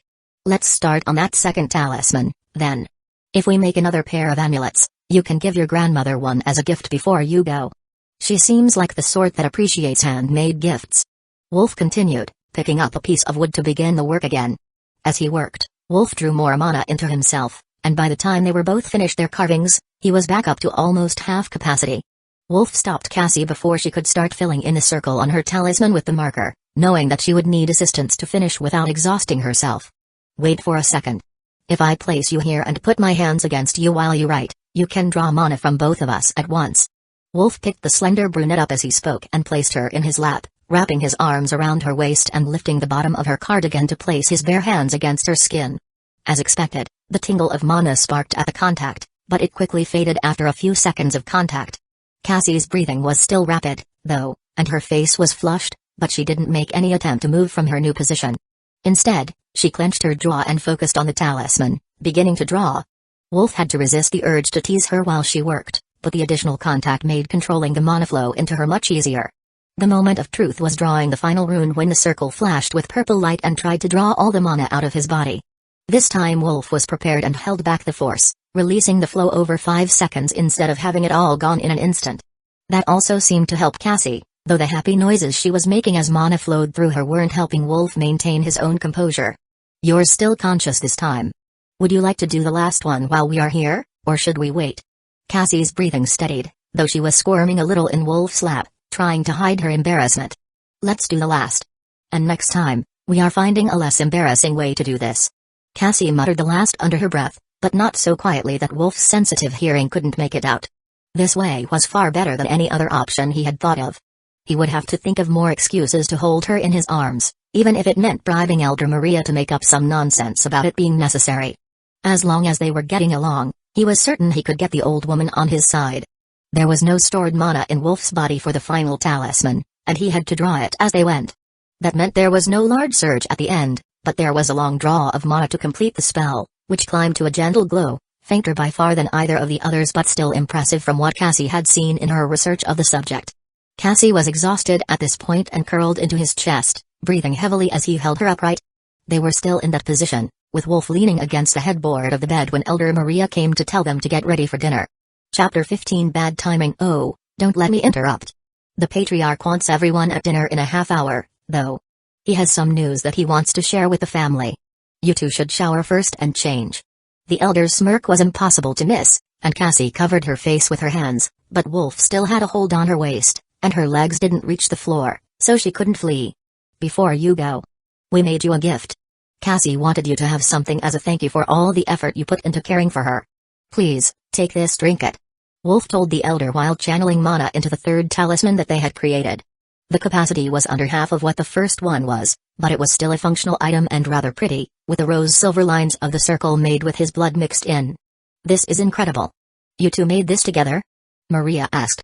Cassie nodded her head but didn't look up at all. We just finished. I have to ask you something before dinner if you have time, Grandma.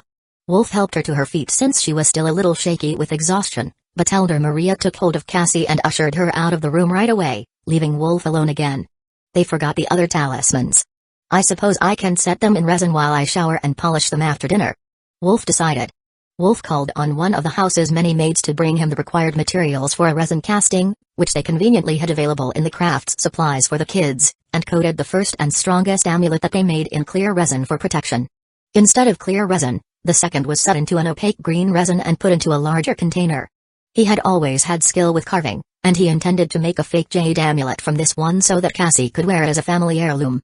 Their Noxus family crest was a venomous snake wrapped in a circle with a cluster of interlocking runes in the middle.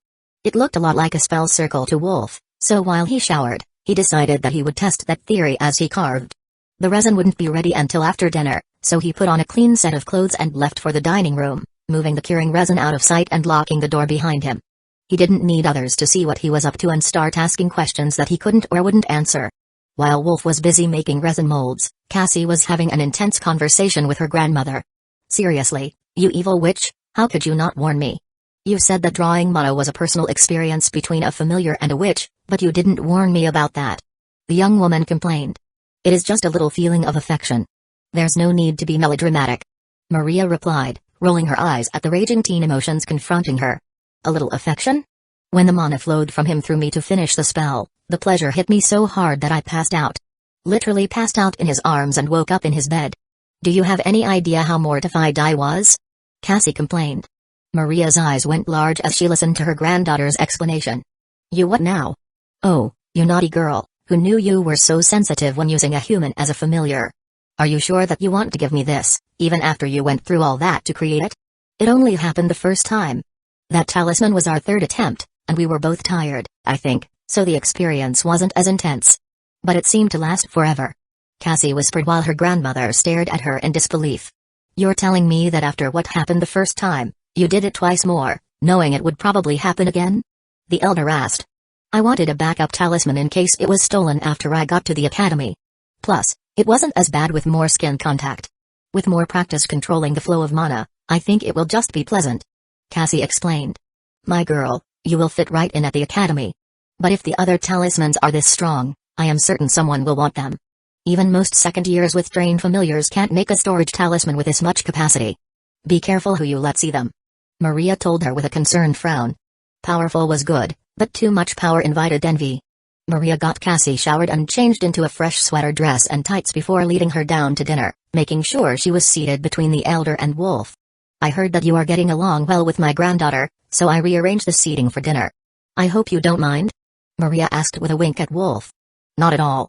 We might not see each other for a while after she leaves for the academy since the schedules don't quite match, according to the patriarch. It is good for us to get to know each other while we have the time. Wolf replied, returning the wink just for the blush that it brought to Cassie's face. If looks could kill, Melody would have just assassinated her sister.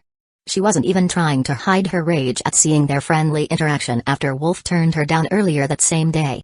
Uncle Ivan, the Noxus family patriarch, stopped their banter and silenced the dining room by standing up to address the assembled family members. There has been an incident in our territory that requires everyone's attention.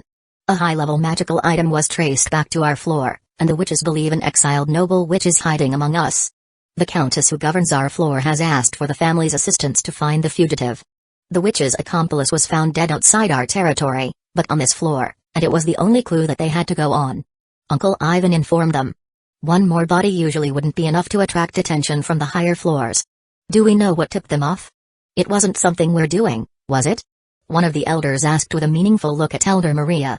No, a witch on an upper level made the report. I couldn't get all the details, but it seems that the item cursed someone, and it was too powerful for a commoner to have cast. The patriarch explained, and Wolf began to relax a little. When the speech started, he suspected it had to do with his counterfeit batteries, but if someone was cursed, that meant it wasn't about him. But then he realized that the Coven security teams would be here much sooner than anticipated. He needed to get out of the search area before they caught on to the fact that he could use mana. He could hide his mana well enough for most situations, but a search team would include dozens of people, specialized spells to detect even the faintest traces of mana and recent spell casting, as well as hounds to track suspects once they were close enough to catch a scent. None of those techniques was something that Wolf was capable of dealing with on his own, and with so little time to prepare, he wasn't sure that even Uncle Ivan would be able to keep him safe through this. Everyone needs to discard or use up any and all contraband that they have in the compound. We will have noble witches joining us as guests in the morning. Uncle Ivan finished, and everyone began to panic. That wasn't enough time for Wolf to put his plan into action. Everything in the city would be locked down after curfew, meaning he couldn't leave the city tonight even if he wanted to. Chapter 16. The Countess Wolf's thoughts immediately went to the mana crystals that he had refilled early this morning. Being caught with even a trace of those was more than a simple misdemeanor. Elder Maria, where might we use up some excess mana crystals? He whispered, leaning across Cassie, so he didn't have to raise his voice. Seriously, Wolf?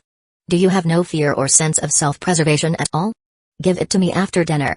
The elder reprimanded him with a disbelieving look. That doesn't mean our talismans, right? Cassie asked, but Maria shook her head. Those are legitimate. Wolf is talking about something very different and strictly forbidden by law. She explained, still glaring at Wolf. It's not that bad. Just a little, small, tiny thing. Well, a few of them, but an easy problem to solve. Wolf assured Cassie, placing his hand on her thigh and making her blush. Enough flirting. Finish your meal so we can talk. Elder Maria announced at full volume, drawing quiet laughter from all over the dining room. As soon as their plates were cleared and without even waiting for the patriarch to finish his meal, as would normally be polite, Maria led Wolf out with a hand on the back of his shirt after sending Cassie back to her room. It was a silent trip, but she turned on Wolf once they were safely in a soundproof office. Explain, now. Wolf pulled out the mana crystals he had charged and placed them on the desk in front of her. The aura doesn't match the crystal. What did you plan on doing with these? Where did you even get them? Was it the witch in hiding? Maria demanded. Wolf shook his head. No, I recharged these myself. I was going to dump them into the building mana pool to pay my bills, but I didn't get a chance. And you thought that was a good idea? Why? Maria asked. Free money, of course. If you empty and destroy them, nobody should ever know the difference. It's not like I was going to cash it for credits. Wolf explained. The auditors record the aura signature of all energy remaining in a storage bank when they visit. You could have gotten a government strike force called in to investigate your building and everyone for 10 blocks. I will destroy these accursed forgeries, and we will never speak of this again. Maria insisted. Got it. That's on the never do it again list. Wolf agreed. Good, now destroy any other contraband you haven't. Get some sleep.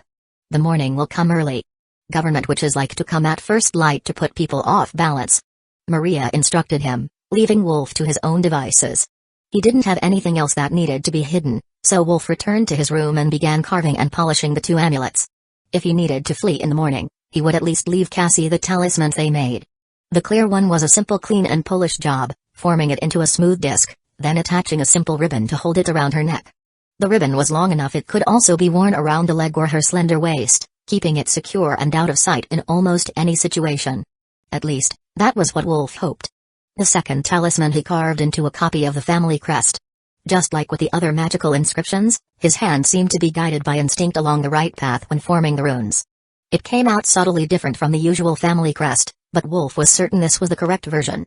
With both items finished, he snuck over to Cassie's room, finding it locked and the sound of gentle snoring coming from inside. So, he went looking for Elder Maria and asked her to give them to their intended recipient in the morning. On his way back to his room, the patriarch called him into his office for a few words.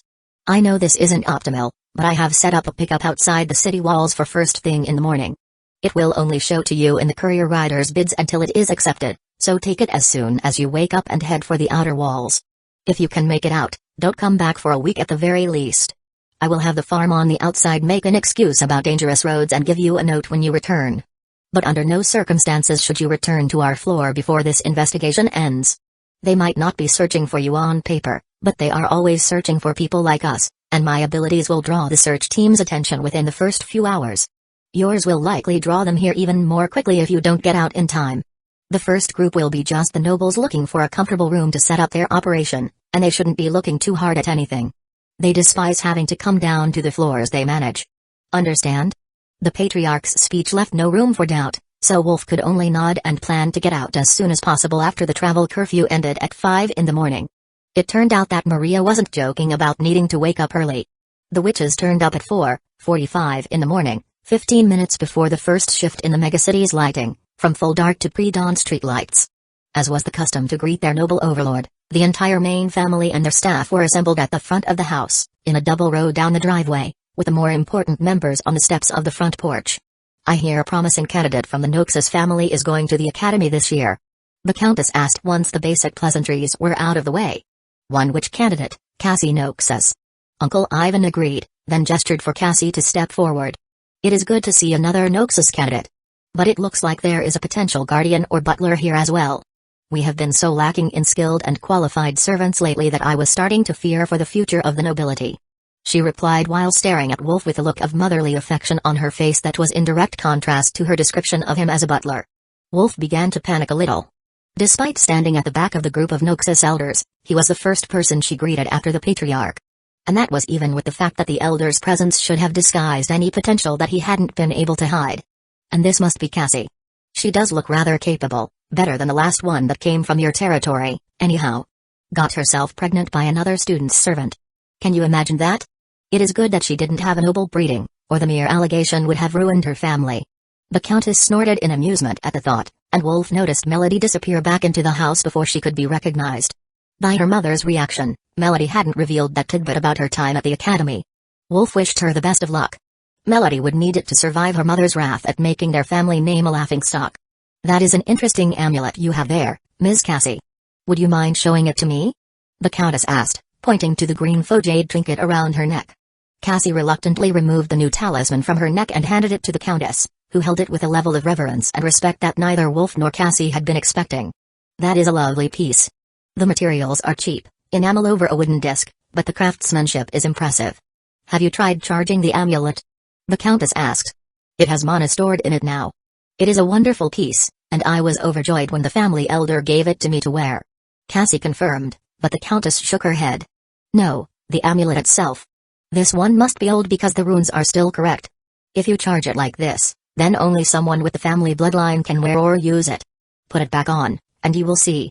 She explained as she gathered her aura to put a trickle of energy into the carved enamel family crest.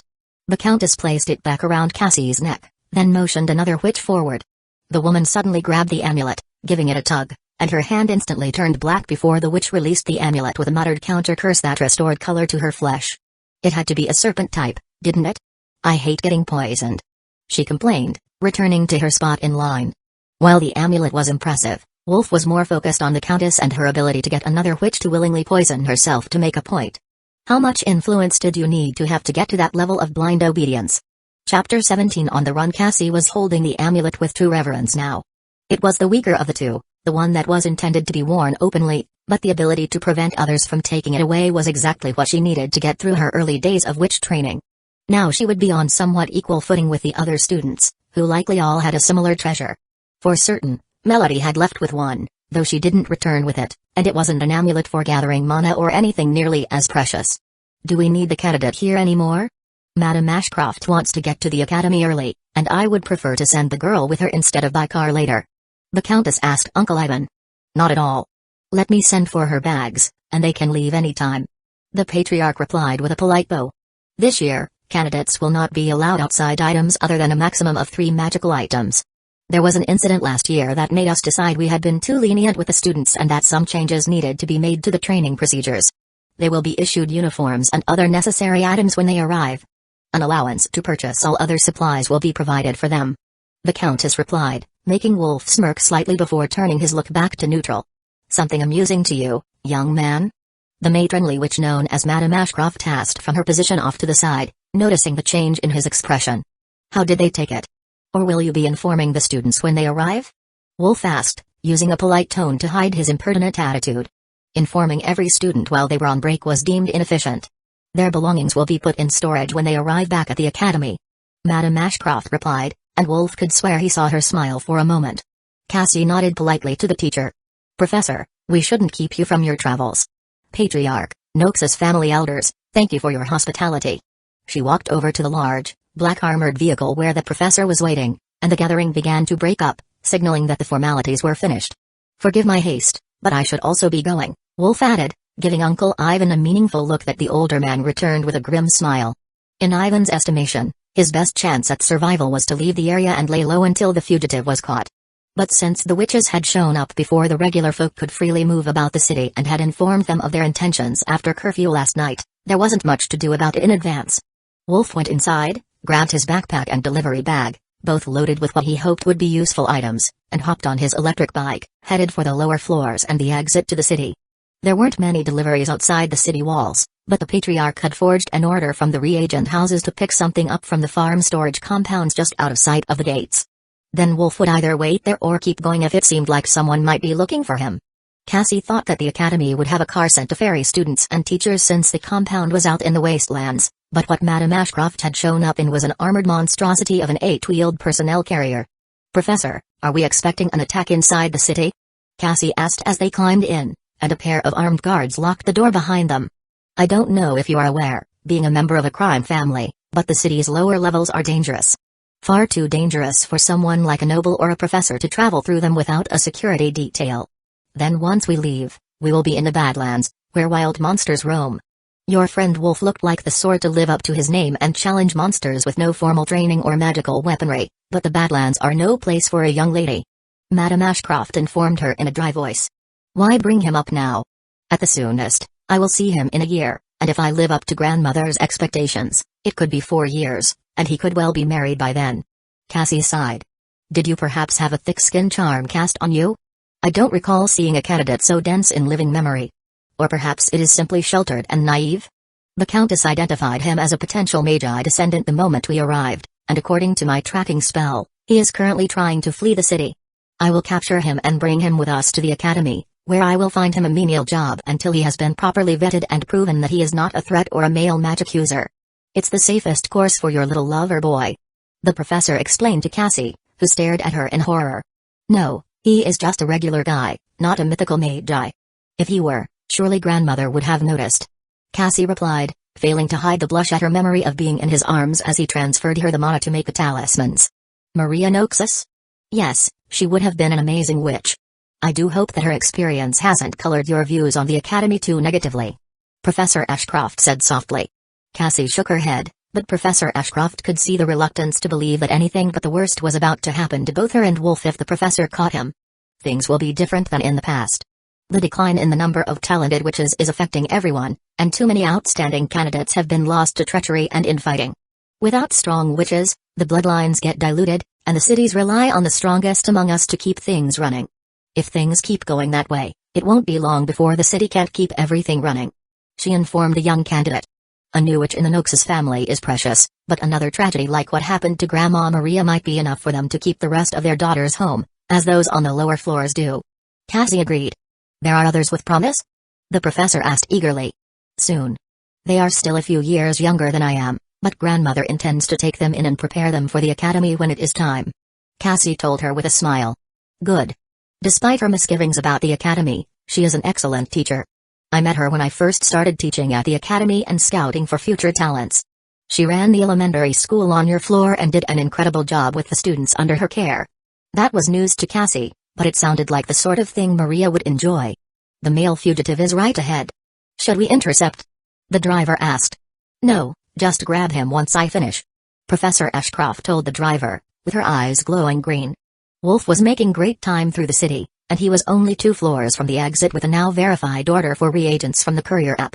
With that, he could pass through the exit gates without inspection since the orders were always a priority rush, and they could scan the order from his phone screen as he passed by. His energy seemed to last forever, and he was still holding his rhythm almost 30 minutes into his flat-out race through town. Not even the fastest of traffic was keeping up with him today until he saw a Coven-owned armored vehicle approaching from his right, then turning down the road behind him. Wolf increased his speed and darted down a side street, but suddenly the world was going black, and he fell asleep mid-stride, flying over the sidewalk and crashing through a plate glass window into a cafe. When he woke up, he was inside the armored carrier, seated next to Cassie, and his bags were in the corner. Good, you're awake. I'm certain that you have a lot of questions, and I'm certain that I don't intend to answer most of them. First off, have you always lived at the Noxus house? One of the bodyguards interrogated him. Unfortunately not, I was just visiting. I grew up with a small business family on a lower floor than the Noxus family. Uncle Ivan adopted me when I was orphaned. Wolf explained, not seeing a good reason to make this large man beat the easy answers out of him. Did they teach you about the world outside the city or just how to fight? Your records show you have 13 years of regular attendance at a mixed martial arts gym and a kung fu dojo. The man continued. I have had great combat training but not much about the ways of the outside world. They really don't matter to someone like me. Wolf's answer seemed to please the armed guards in the vehicle for some reason. That wasn't the response he expected. It was possible that one of them was the professor's familiar in disguise, or perhaps they worked for the academy. Either way, they weren't upset with the answer. Wolf had expected that they would be much more concerned since they clearly suspected that he was a magic user, and he had just confirmed that he knew how to fight. But they didn't seem to care at all about the threat. How is your sword work? Almost all of the witches' servants train in fencing from childhood, but most have never been in a fight until they arrive at the academy and go while trying to get exiled since they can't accept that they don't have noble status anymore. If Wolf understood that right, the men sent to assist the witches were stripped of their noble ranks on arrival. Now that was a new bit of information to Wolf. Or perhaps it was temporary, and their ranks were worthless inside the academy? He could see that causing a riot among the pampered sons of the nobles. I am good with a knife, but swords aren't used on the lower floors. Can I shoot them instead? Wolf joked, starting to understand what they planned for him now that he was captured and his bid to escape the city had failed. Servant duty, protecting the compound against monster attacks. Or at least that was the only logical punishment in his mind, given their line of questioning. If they found out he could use magic, which they probably already had, he would face life as a closely monitored servant of the academy or perhaps one of the witches that lived there. Possibly Professor Ashcroft herself. I hope you mean with a sling and not a firearm, which is definitely illegal in both the city and the academy. But these friendly gentlemen will join the staff to prevent the fights and violence that have previously marred the academy's reputation. That is why I came to collect Miss Cassie. So that she could be aware of the new rules in advance and not get involved in any pointless endeavors, like running off into the wilderness in the middle of a courier order. Professor Ashcroft informed them. She means that even if the students are rude, their fellow candidates are not supposed to beat them too badly or try to cripple their training. I don't think we need to worry much about Miss Cassie now that we've met her, and most of the witches prefer snark and bullying, but I can see there being trouble when a few of the worst among them find out about the new rules. Reporting and stopping such incidents will be part of your job duties, Wolf. The guard clarified. He was going to be a security guard inside the academy? That was not what Wolf had expected at all. Did the professor perhaps have a soft spot for Magi? Or was it because she regretted what had happened to Elder Maria and saw a chance to make some sort of amends to the Noxus family? Professor, we are reaching the exit to the city now. The driver called out, bringing everyone's attention to the windows.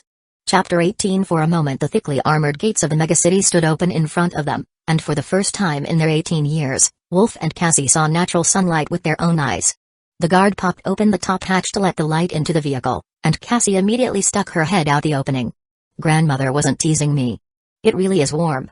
You can feel it on your skin. She called back into the personnel carrier. I'm glad you enjoy it, but always have someone less vulnerable check for safety first. It is one of the first combat lessons we teach in the academy during your second semester. Professor Ashcroft admonished her. Sorry, Professor. I will keep it in mind. Cassie apologized, pulling her head back in. The carrier trundled slowly along the dirt path for most of an hour while the guards watched carefully out of the windows. Wolf didn't think that they would meet up with monsters this close to the city. They had only recently passed the last of the farms that surrounded the city walls, but the guards were definitely on edge. Stopped vehicle ahead. The driver reported, bringing their transport to a halt. Both armed guards, followed very reluctantly by Wolf, who the professor shoved out, exited through the top hatch and moved forward to check out the obstruction. We have the flanks. Check the vehicle interior.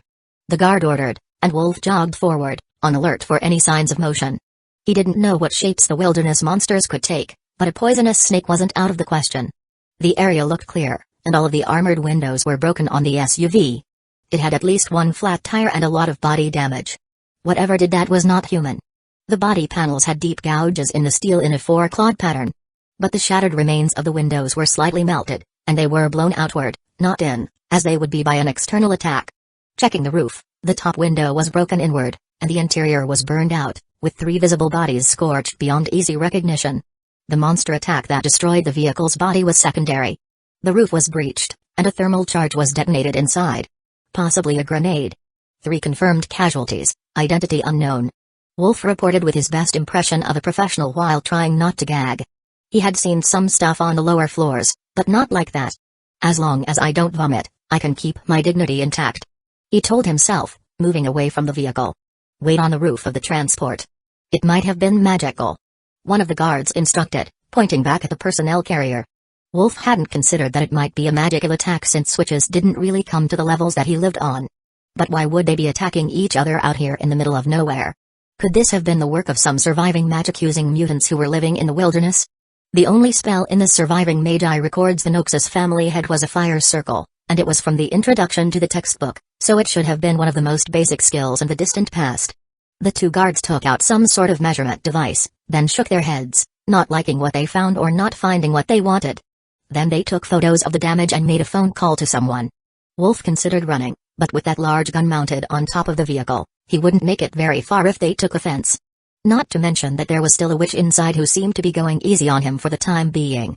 When they got back, it was clear the 2 men weren't going to give away many details, but the more talkative of the pair leaned over to whisper to him. You were right the first time. Non-magical, brute force through the roof followed by an incendiary device. Some monsters can use fire magic, but they didn't do that. The disturbed looks made more sense now. It would have been less alarming if it had been just monsters. When the vehicle started moving again, it traveled noticeably faster than it had been moving along before. Cassie seemed not to notice the difference, just happily looking out the window at the grassland and scattered stands of trees, but everyone else seemed a bit more nervous. They all had the same question on their minds. Who was in the burnt-out vehicle, and who launched that attack? After 2 more hours of travel, they came across another vehicle. Only this one wasn't alone or destroyed.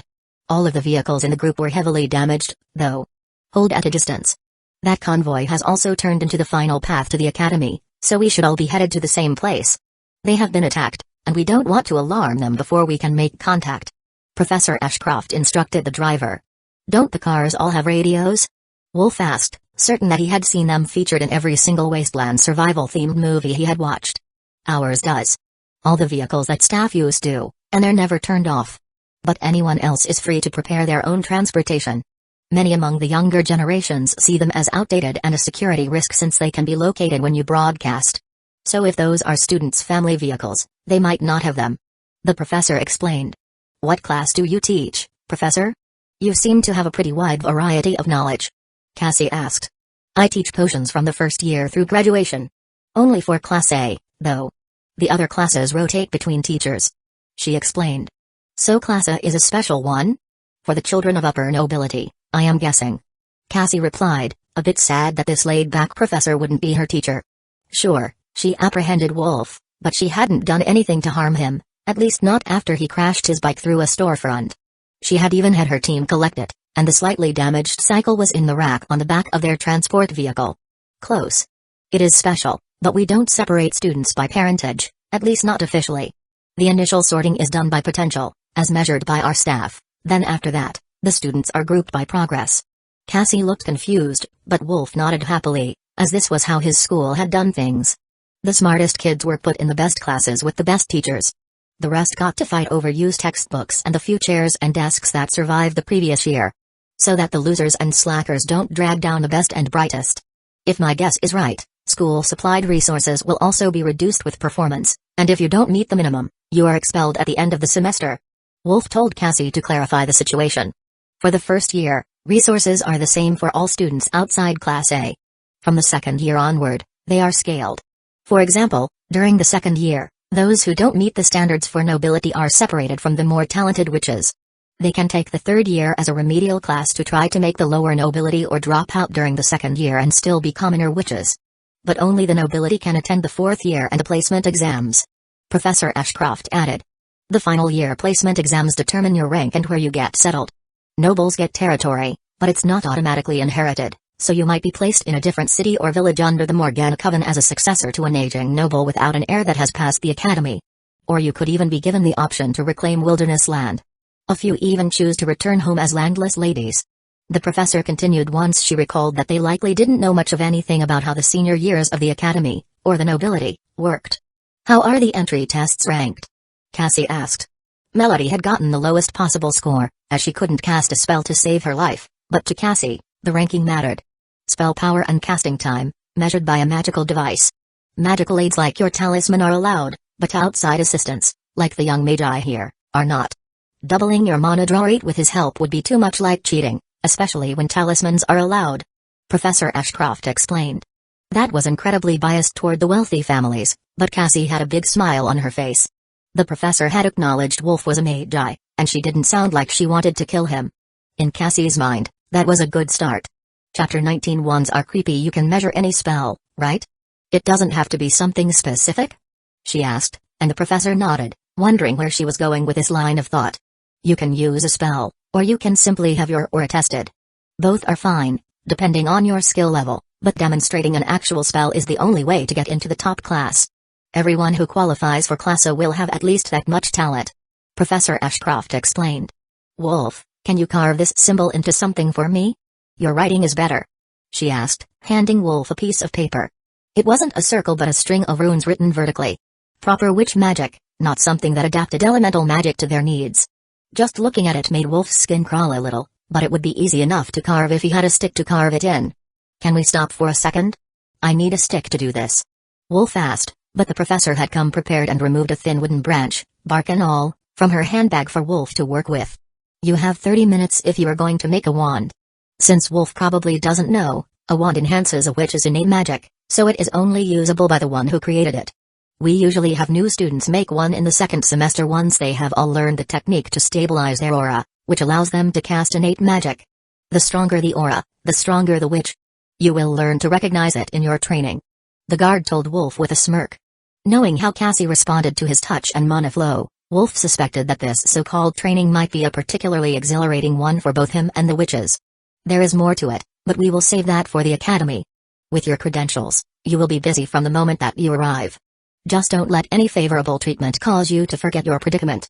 The guard told him. A predicament was a rather kind word for it.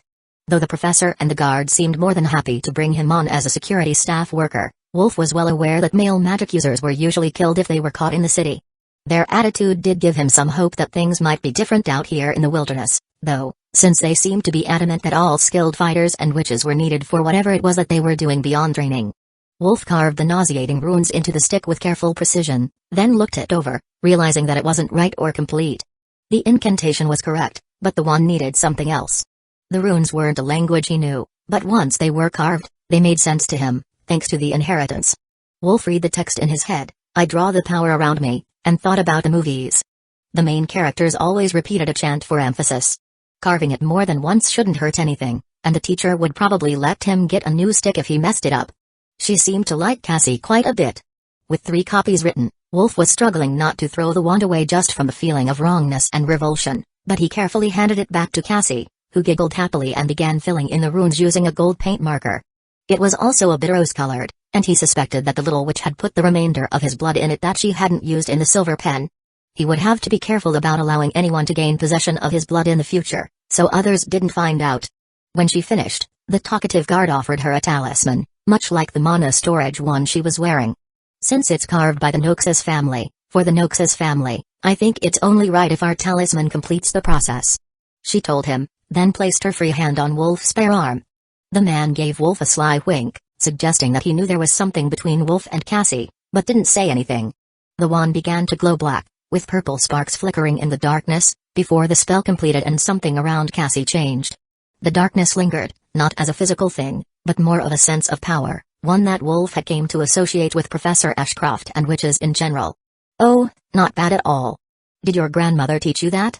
The professor asked, and Cassie nodded happily. But since I couldn't use magic before this week after my birthday, there was so much to do that all I had time to learn was the theories, preparing me for the academy. She said that in her day, the test was done naked to ensure there was no cheating. The professor laughed out loud at Cassie's blushing face. We haven't done it that way in nearly 50 years. 20 years ago, they began allowing magical devices since everyone would be using them in class anyhow. I was as disappointed as you when I found out that nudity was no longer a requirement. The guard whispered to Wolf, taking a smack from the professor for his comment. And that's why we changed it. The tests are done in front of the whole school. You are free to work naked if you prefer. I doubt any of the young ladies would object, but I will warn you, the academy is air-conditioned.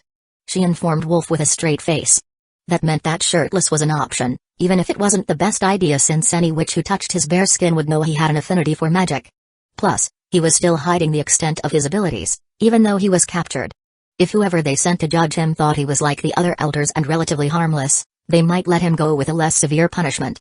But who could have guessed that strategic nudity was actually an approved tactic to help keep the young witches in line? Once Cassie was holding the wand and her aura became noticeable, it seemed to stabilize and soon blended into her presence as if it was always part of her. Her hand was still on Wolf's arm, though, and he could feel something between them, not a flow of mana, at least not directly, but it did feel like the contact was helping to balance them out. The professor noticed the continued contract. You catch on quickly. Yes, she can use your power to increase her own. It's a matter of compatibility, though. Even if you have an affinity for mana, as many of the Noxus men do, how well a witch can manipulate it makes all of the difference in how much power is shared.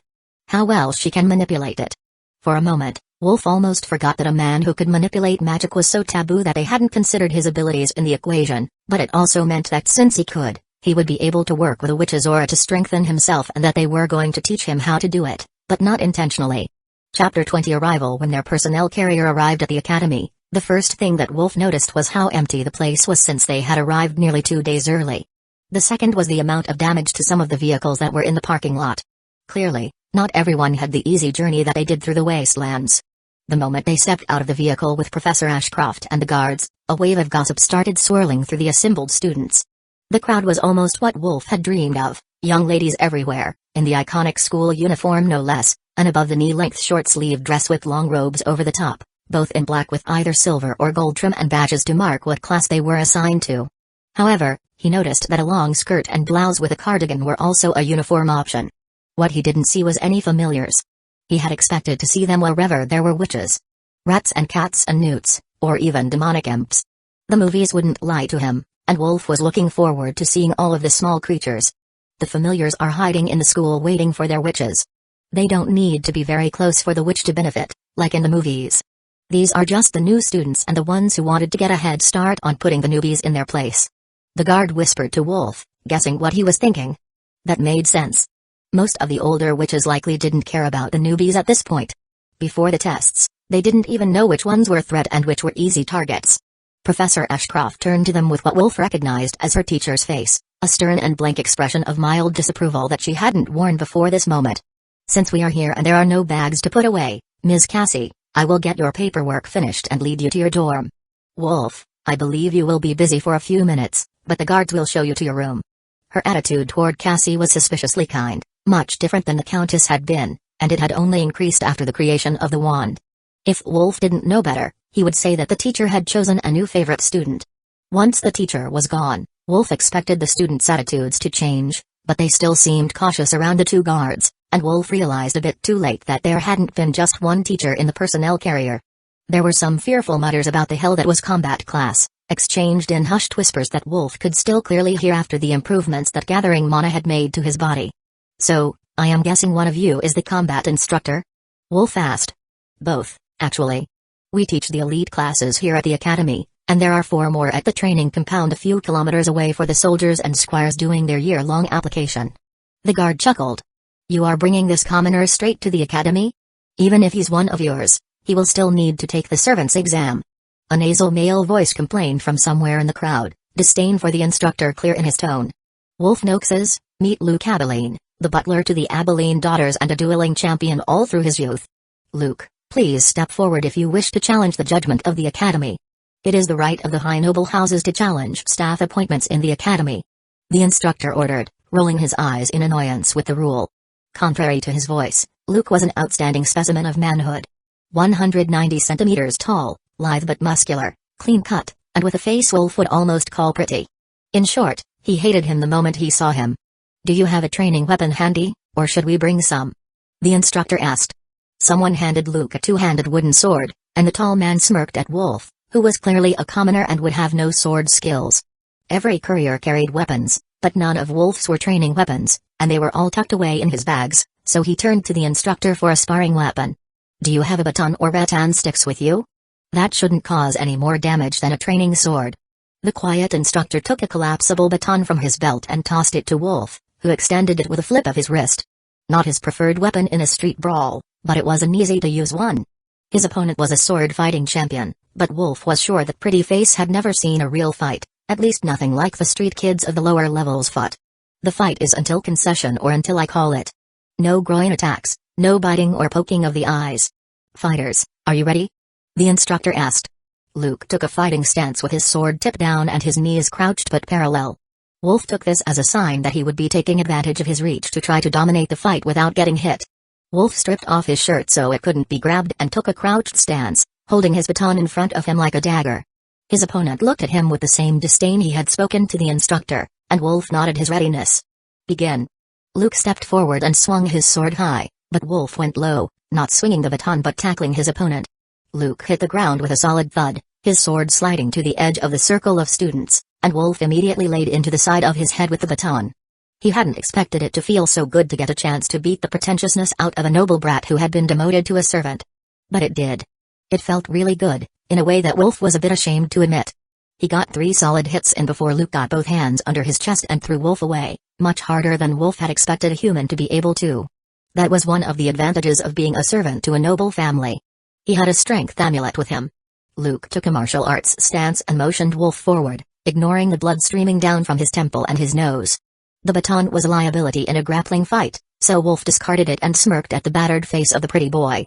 You will pay for that, Luke growled, his voice no longer nasal and annoying. I did you a favor. You sound better this way. Wolf quipped before dodging a flurry of fists. Luke was fast now that he had discarded that oversized sword. He must have chosen it expecting to humiliate an unskilled rookie. Wolf's strikes were all blocked, but Luke wasn't quite fast enough to catch Wolf in return. To the students, it looked like a stalemate until Wolf's foot appeared to slip on the grass. Sliding step, a technique from the kung fu master at his local fighting gym, looked like a trip, but was actually the start of a spinning kick.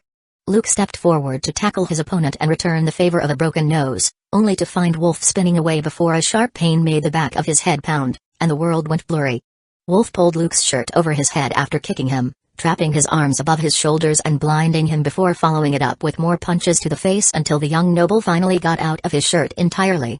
He roared and charged Wolf, who tried for a headlock, taking them both to the ground again. Break it up. He's proven he has the qualifications. The instructor called, pulling them apart just as a spell flew into the arena, knocking Wolf to his knees. Krista, you know that attacking during a duel is prohibited, even if your twin brother is losing. Someone in the crowd laughed. A small blonde witch ran into the ring, hugging the battered form of Luke Abilene before feeding him a healing potion and glaring at Wolf. Anyone who dares to give this commoner healing will answer to me. She insisted, making many of the students flinch back. By her aura, she was no stronger than Cassie, so it must be her family influence scaring them, Wolf decided. I appreciate the thought, miss, but I will be fine with a little rest. Most of this blood isn't mine.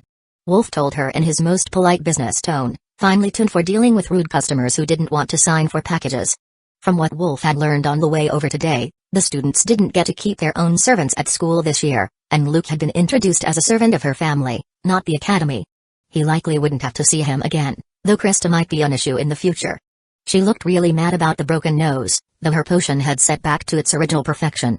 Chapter 21. Settling in. The twins stormed away, nursing their wounded pride, leaving the audience in shock. Look, he has a family tattoo. Do you think one is the houses is trying to circumvent the new rules and bring in their own servant? A girl whispered. Maybe, but it wasn't House Abilene, even though their older daughter is here as well. Another one snickered, then quickly silenced as a tall blonde woman glared at her. She looked at Wolf with a mixture of curiosity and longing but quickly looked away to talk to someone in the crowd. Wolf grabbed his shirt and covered up before any of the witches could come up with an excuse to touch his bare skin and give him away. The action made a number of the first-year girls boo him, but they had their show, and they would find other men to drool over, he was certain. You wouldn't want a servant like that. He's a brute and a gangster from the lower floors. I mean, just look at what he did to Luke Abilene's beautiful face. What sort of monster would want to destroy that perfection? Wolf heard a few second-year girls telling their friends. You should write a book. How to meet witches and make friends. The instructor laughed, breaking the tension in the area and then guiding Wolf away to the staff dorms, or perhaps it was a prison compound since the windows had bars on them. That could be a precaution against monster attacks as well, though, and once they were inside, Wolf realized that the building was every bit as luxurious as the Noxus family home. The academy didn't seem too concerned with him attempting to run away or damage the property, that was for sure. Don't worry, with skills like that, most of them will overlook you damaging the boy idol's face. His kind finishes their training, goes home to their parents, then brags about their skills and how far they could have gone in life if only they didn't leave the military to accept an arranged marriage for their noble family's sake. Wolf knew the type, spending their lives riding on one moment of faded glory. The lower levels had their fair share, though they were usually drunk and divorced, not wealthy sons of noble houses. Here you are. Change into the uniform. It's mandatory inside the school, as Professor Ashcroft told you on the way in. You've got a whole day off, so learn the layout and meet some people. There is a map in your academy-provided supplies. The instructor left, and Wolf headed for the small shower in his room. He had Luke's blood all over him, and he was sweaty from a hard fight and a day's travel, hardly a fit state to go looking for ladies or witches as the case may be. The black pants and silver shirt with a black vest that marked the employees of the academy looked good on him like they were made to match his black hair and gray eyes. It was a shame it was a servant's uniform. Wolf was rather fond of it, and he would happily wear it all the time. He was about to head out to find some food when an insistent knock sounded at his door. If it was that idiot Luke looking for revenge, Wolf was going to beat the stupid out of him right in the hallway. How might I help you? He asked through the closed door. School Council President Kara wishes to speak with you. A male voice answered politely. Wolf opened the door and found himself in front of an incredibly curvy ginger-haired witch with glowing green eyes and a suspicious look on her face. Behind her stood a butler, dressed identically to Wolf but with a sword on his hip, presumably the one who had knocked. You are the one that defeated the dueling champion of the Abilene family? You don't look like much. But there are proprieties to be followed. I am Kara, the student council president, and I welcome you to the academy. There have already been requests from the staff to meet you for a personal assistant interview, so I must ask, what are you looking for in a partner? Is this a dating service? Were the first words through Wolf's mind, and he could see the man whom he presumed to be the president's guardian hiding his amusement at her choice of words. I was under the impression that I would be at the academy for an extended period of time, under their supervision, so I don't know how to answer that. Wolf replied. Kara nodded, then made a few notes in her day planner. I will have them rearrange your duties. Having you on security detail around campus would cause many unnecessary problems, as well as distractions for the students. In the mornings, you will be either on duty or training in combat and etiquette. In the afternoons, you will be the practical training volunteer for first year, Class A. Most of the first year's students do not have familiars to assist their casting at the moment, and with the servants banished after last year's incident, the teachers are all looking for talented replacements to be their teachers' assistants. Becoming a magical punching bag isn't the most glamorous of jobs, but the teachers will cast armor spells on you, so there is really no risk of actual injury, unlike your brawl this morning. He had heard a lot about this big incident and the changes it brought to the academy. It must have been bad, but it didn't seem to be a secret. What exactly was the incident? That sort of news doesn't make it to my ears back in the city. Wolf asked. It was the butler who answered. The first years were on a field trip, and from what we could determine, a jealous servant had placed a curse in the bag of a student who had rejected her advances. But it went off early and burned out the bus, killing over 20 candidates. Then the accusations started, with curses thrown, attacks on sleeping witches accused of being the guilty ones, and finally, one desperate first-year candidate getting herself pregnant to try to claim a position in a noble house through the family's younger son who had been sent here as a servant. It was a huge mess all around, and it was determined that for the time being, It would be wise to prohibit all servants from the ground and eliminate all intermingling between the witches and the squires training nearby at the military academy. Senior class applications have been down for a long time, but they're terrible this year. None of the nobles wanted to send their daughters back to the academy after the break, and the commoners who failed out are telling horror stories on the lowest levels of the city where we get most of our less talented recruitment from. From what I have heard, they are even forging documents so that when the academy comes to pick up those who have been identified as potentially talented, the recruiters will believe that they are still underage for the academy and, therefore, ineligible to be enrolled for this semester. Wolf just stared at the man as the story progressed. What a public relations nightmare for the school, especially since it sounded like a lot of witches were severely injured in the aftermath as well. Missing servants could be replaced by staff or by having the candidates do things for themselves, but if the witches didn't want to return to the academy and build their power and status, it would be a tragedy both for the coven and for the city. Chapter 22 The cafeteria is the place to be. The butler raised an eyebrow at Wolf, silently asking if he was finished with his off-topic questions and ready to meet with the staff that wanted him as their teacher's assistant. All right, would you be so kind as to lead the way to the cafeteria? I should meet everyone and get something to eat now that I'm in uniform. The cafeteria, he learned, was not one single place. It was split into 4 different locations, divided by class but not by year so that the witches with similar potential could mingle. Class O had a much smaller room than the others they passed, as they had the smallest numbers, but it had the same diner-style bench seating as the other cafeterias. That was where the student council president led him. You can eat anywhere you are welcome, or the staff room is next door. Go there if they start getting pretentious. You work for the headmistress, not them. We will introduce you to the teachers later, but do keep in mind that they will be watching your interactions at all times through the cameras. The large man accompanying the student council president informed him. That was a relief. Being subordinate to an entire school full of snobby rich girls his own age would be too much, and he just might risk the consequences of heading into the woods to try his luck at freedom. President came through for us. Thank you, President Kira. Did you ask him? I've got to know. One of the witches wearing a second-year badge asked. Wolf and the president's personal butler, who also seemed to be her guardian and assistant, stood back as the president was swarmed by eager witches, wanting to know if they had a chance at regaining their domestic help. Have you ever been in a Mercy's store for the 80% off, one-day-only sale on Halloween? The big man asked. I feel a bit like the last handbag on the top shelf, Wolf replied, referring to the designer magical storage bags and purses that the store was famous for. The students aren't allowed to actually sign an employment contract with the staff members anymore due to the school rules, but in the past, the administration would respect a claim and transfer the employee once both parties agreed. I am not sure that's going to be an option for you, though, given your circumstance. The ones that offer sex in exchange for your assistance are going to be tempting, but they will almost always be the ones that fail out and remain as commoners. The course load is incredibly heavy for second years, even without unneeded distractions. If the witch is demoted, the academy will break the contract, and the servant can go home or look for another witch next year since most commoners can't afford domestic help. The butler subtly gestured to a representative of the various groups he was speaking of while he elaborated on the various groups of students from the viewpoint of a staff member. Then there is the sapphic group. They are cute, but they're mostly into each other. Don't bother with them. They go for the submissive sort to pamper themselves and their lover like a slave. No dignity at all in that option if you ask me. The tomboy faction is where it's at. Lots of talent in that group, and they can handle a little rough play. What's not to like about that? Last up are the bookworms. If you like those, you might have to ask them, but they usually graduate into decent positions and don't go for power.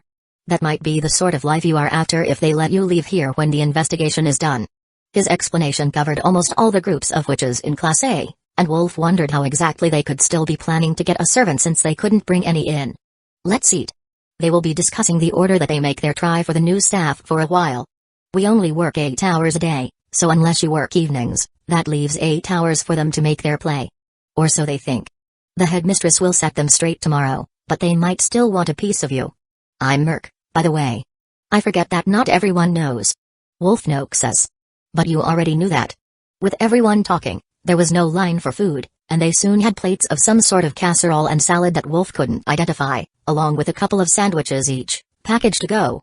A trick Merc said prevented midnight hunger. Grab a table along the edge. It is quieter, and that's where the good choices are. See, the blue-haired tomboy and a freshman hottie together. Merc suggested. Clearly, dating wasn't prohibited, at least not in Merc's mind. Do you think they are from the same house? Wolf asked, not seeing who Merc meant through the crowd. Probably not. The witches get roommates in the first and second years, so the newbies learn the ropes and get their work done. It's part of their class work to do group projects with their roommate. Merc explained. A few seconds later, Wolf spotted them. A tomboy with a powder blue pixie cut, wearing a gray tunic-style shirt from the staff uniform instead of the witch's blouse or cardigan with her skirt, was sitting next to Cassie. Come on, Merc. Let's make friends. Wolf winked. Cassie was sitting in the corner by the wall with her new friend across from her. Wolf led the way and sat down next to Cassie, moving his salad to her tray, which only had a partially eaten sandwich on it. What would Grandma Maria think if she saw you starving yourself? Relax and eat. Wolf told her before turning to her friend. I'm Wolf Noxus. Pleased to meet you. She's not. Wait, do you know him, Cassie? The small, blue-haired witch asked. The excitement was making her eyes flow and flicker with a light that matched her hair. Wolf hadn't seen that sort of eyes until the last few days, but the jewel-colored shining eyes that identified a powerful, or at least capable, which were truly mesmerizing. We met before I came to the academy. He is the one who helped me make my wand. Cassie explained. Hey Merc, good to see you again. This little cutie is Cassie Noxus, and she's already stabilized her aura before she even made it to a single class. Have your girlfriend look out for her, would you? The other girl asked. Wolf Noxus, meet Ella Mariel. The exceedingly violent daughter of a mechanic in the middle floors and my childhood friend. Merc introduced them. This is Wolf. Oh, girl, you've got it bad. He's built like a bike courier. I'll bet he can go all night long. Ella whispered to Cassie, not realizing Wolf could hear her. The blush on Cassie's face when she realized that Ella's whisper had been loud enough for not only Wolf but Merc and the witches at the table behind her to hear was so deep that her face almost matched the violet of her eyes. You get used to her. She never did have a filter. Merc assured the blushing witch, but she was too mortified to notice anything that was happening around her at the moment. Chapter 23 Morning Routine. Though he had gloves on, Wolf double-checked that he didn't have any mana stored in his body, just in case his ability to mask his powers wasn't as good as he thought, and reached out to shake Ella's hand. It is a pleasure to meet you, Miss Ella Mariel. Merc speaks very highly of you. I have heard good things about you as well, Wolf Noxus. I hear your handwriting is impeccable, and your stomach is strong enough to carve an entire aura wand. She said with a smile, taking his gloved hand in both of hers. Her nails matched her hair and eyes. She had gone all out on the preparation for the first day of her academy training. At least as much as was possible when they couldn't bring anything with them anyhow. There were more than a few cases of bedhead going around among witches who hadn't gotten around to unpacking the provided supplies to find the hairbrush. So it's not just me that feels an aversion to those runes? But I appreciate the compliment on the handwriting. Bike couriers need to be able to write well to address parcels. Wolf replied. As they were talking, more of the senior students began to file in, every one of them in a bad mood about the prohibition on personal effects and servants occurring at the same time. Well, I need to go. The boss hates waiting. I suggest you all head back to your rooms fairly soon. The seniors are not happy about the new rules, and they're likely going to take it out on anyone they can. Cassie looks a bit shy, and that makes her an easy target, even with Wolf here, unless he's going to write incident reports all night. Merc told them, getting up to join the student council president in calming down the seniors. Why don't I walk you home, ladies? It would be a shame if anything happened to you.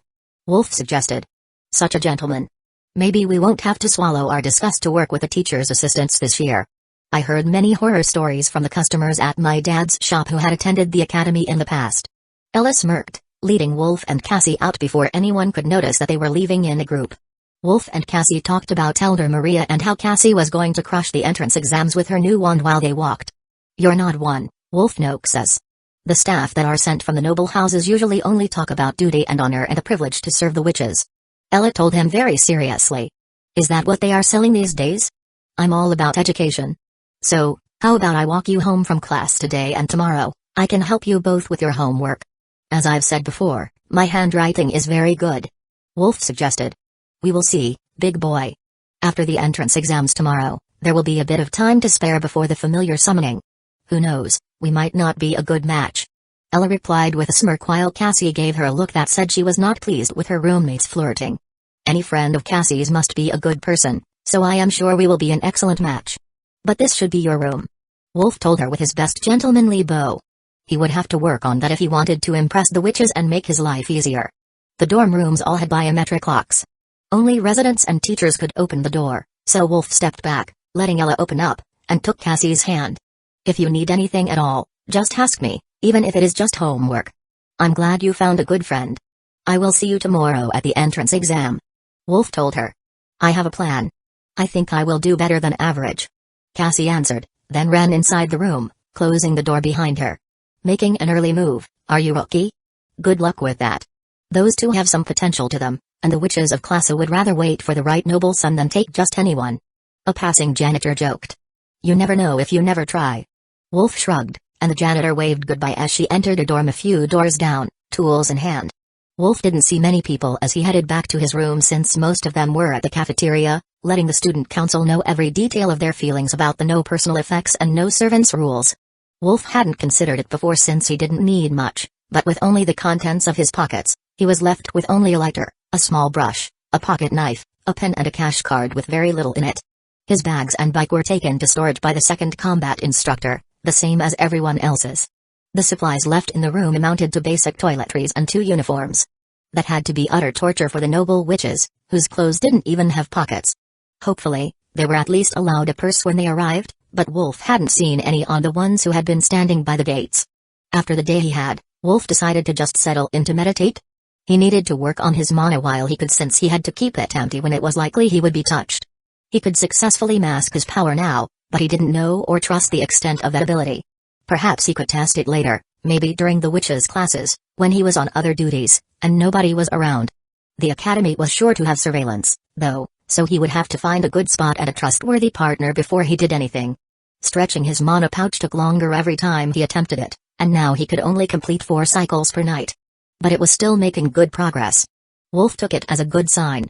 He already knew he could activate spell circles when it was a fifth of its current capacity, so surely he would have enough capacity now to do much more impressive magic?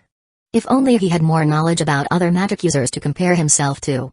When the schedule notification in his room went off just after dawn, informing him that he had no duties for the morning and no formal classes to assist in the afternoon, Wolf showered and then headed for Cassie's room to escort her to the auditorium for today's entrance and sorting exams. He could already hear the frantic voices inside the various rooms as he passed by, struggling to get ready without any of their own personal supplies.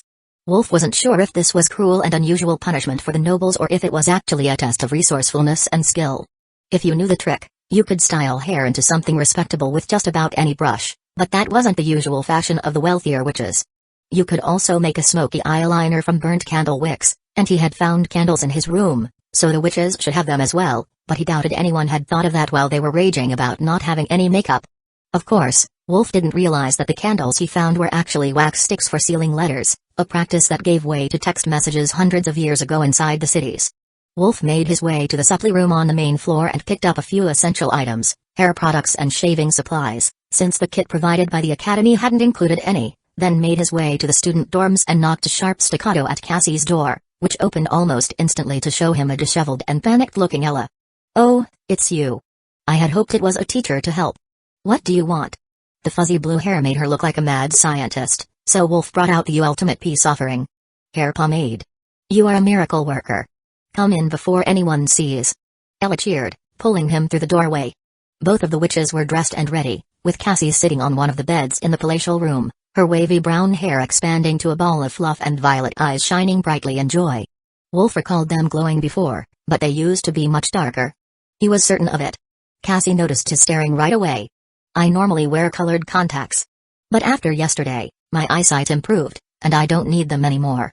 Violet eyes were normal here, as well as emerald green, bright blue and shining gold, so she would fit right in with her classmates, but it was a big change to her appearance. The violet eyes made her look perpetually happy.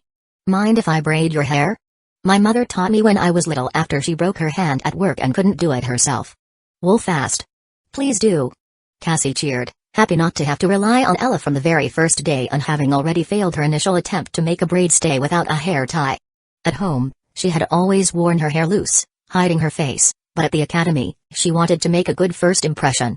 Grandma Maria had told her that it was essential to making friends here since she didn't have a noble family name to earn respect. Wolf didn't know a lot about braiding hair, but he knew if he started at the front, he could braid it down either side, the way his mom preferred, and then bring them into one braid at the back. Once he finished, he realized that he didn't have any sort of hair tie for the bottom. Do you have string? A scrap of cloth or something? He asked hopefully. We have ribbons in our school supplies. Will that do? Ella told him, returning the pomade with a reluctant look. Ribbon is perfect. If they don't give you your allowance to buy essentials today, I will keep bringing supplies to you in the morning. Wolf's offer made the normally confident Ella hesitate a little, and that reminded Wolf of the candle trick the girls of the lower floors did when they couldn't afford makeup. Once Cassie's hair was tied with a violet ribbon to match her eyes, Wolf lit one of the wax candles, then snuffed it out with his fingers and carefully gave Cassie eyeliner as she reflexively closed her eyes to avoid being poked in them. "What do you think?" "It washes right off if you don't like it," Wolf asked. "I think you need a lot more practice, but not bad." Ella laughed, taking the liner from his hand to repeat the process and fix his work.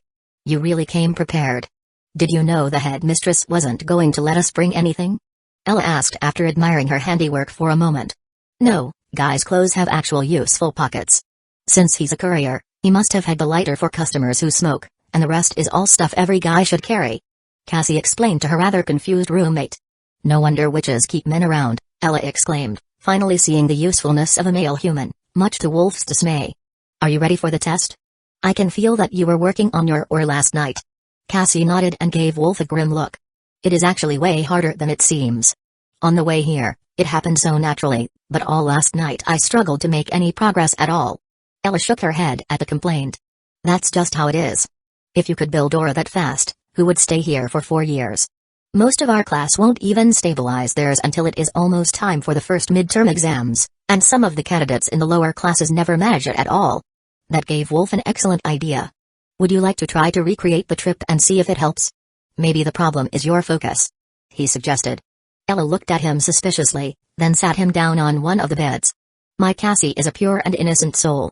If you want to show her things between boys and girls, you clear them with me first." Wolf smirked at her protective nature. "Fine, both of you sit down here next to me." That's how we were when she stabilized her aura. "Now I take my glove off, and we link fingers just like this. Now Cassie, what did you do next?" Focus on pulling mana into my aura and fixing it there. That's what Grandma told me to do." Ella looked surprised at the contact of Wolf's skin on hers but quickly hid it. What she couldn't hide was the slight moan as she pulled mana through Wolf. It reminded him that he was an idiot and that he had been wearing gloves and avoiding contact for a very good reason, but in retrospect, some things were worth the risk. Ella was able to pull mana through him every bit as smoothly as Cassie was, building and stabilizing her aura by a tiny but noticeable amount in the few minutes that they had while biting her lip and giving Wolf intrigued looks when she thought he wasn't watching. Just as he suspected, they were going to be very well matched. Chapter 24 Admissions Exams. "You're going to ignore that, or I am going to hurt you," Ella told him directly, but Wolf noticed that she didn't let go of his hand. "Ignore what?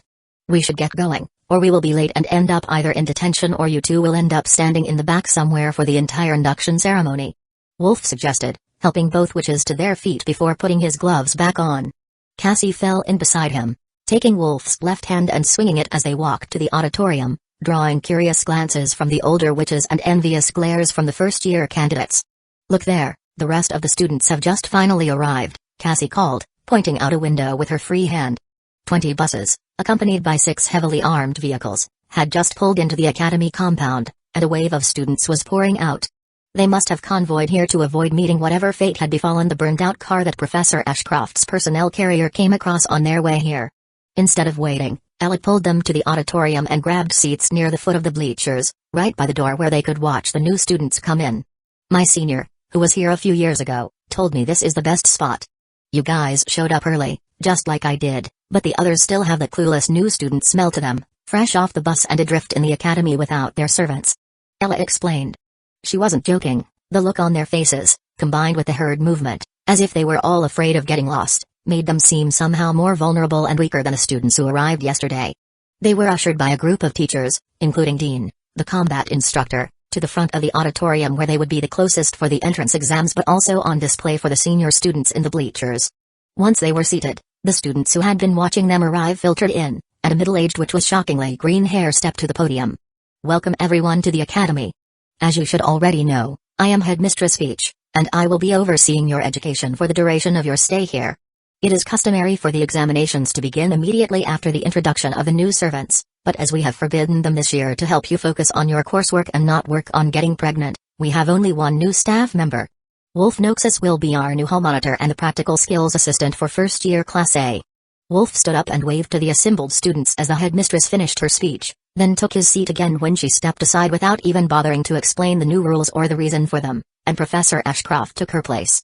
We will begin our examinations the same way as always, first with an aura scan and then with a potential reading.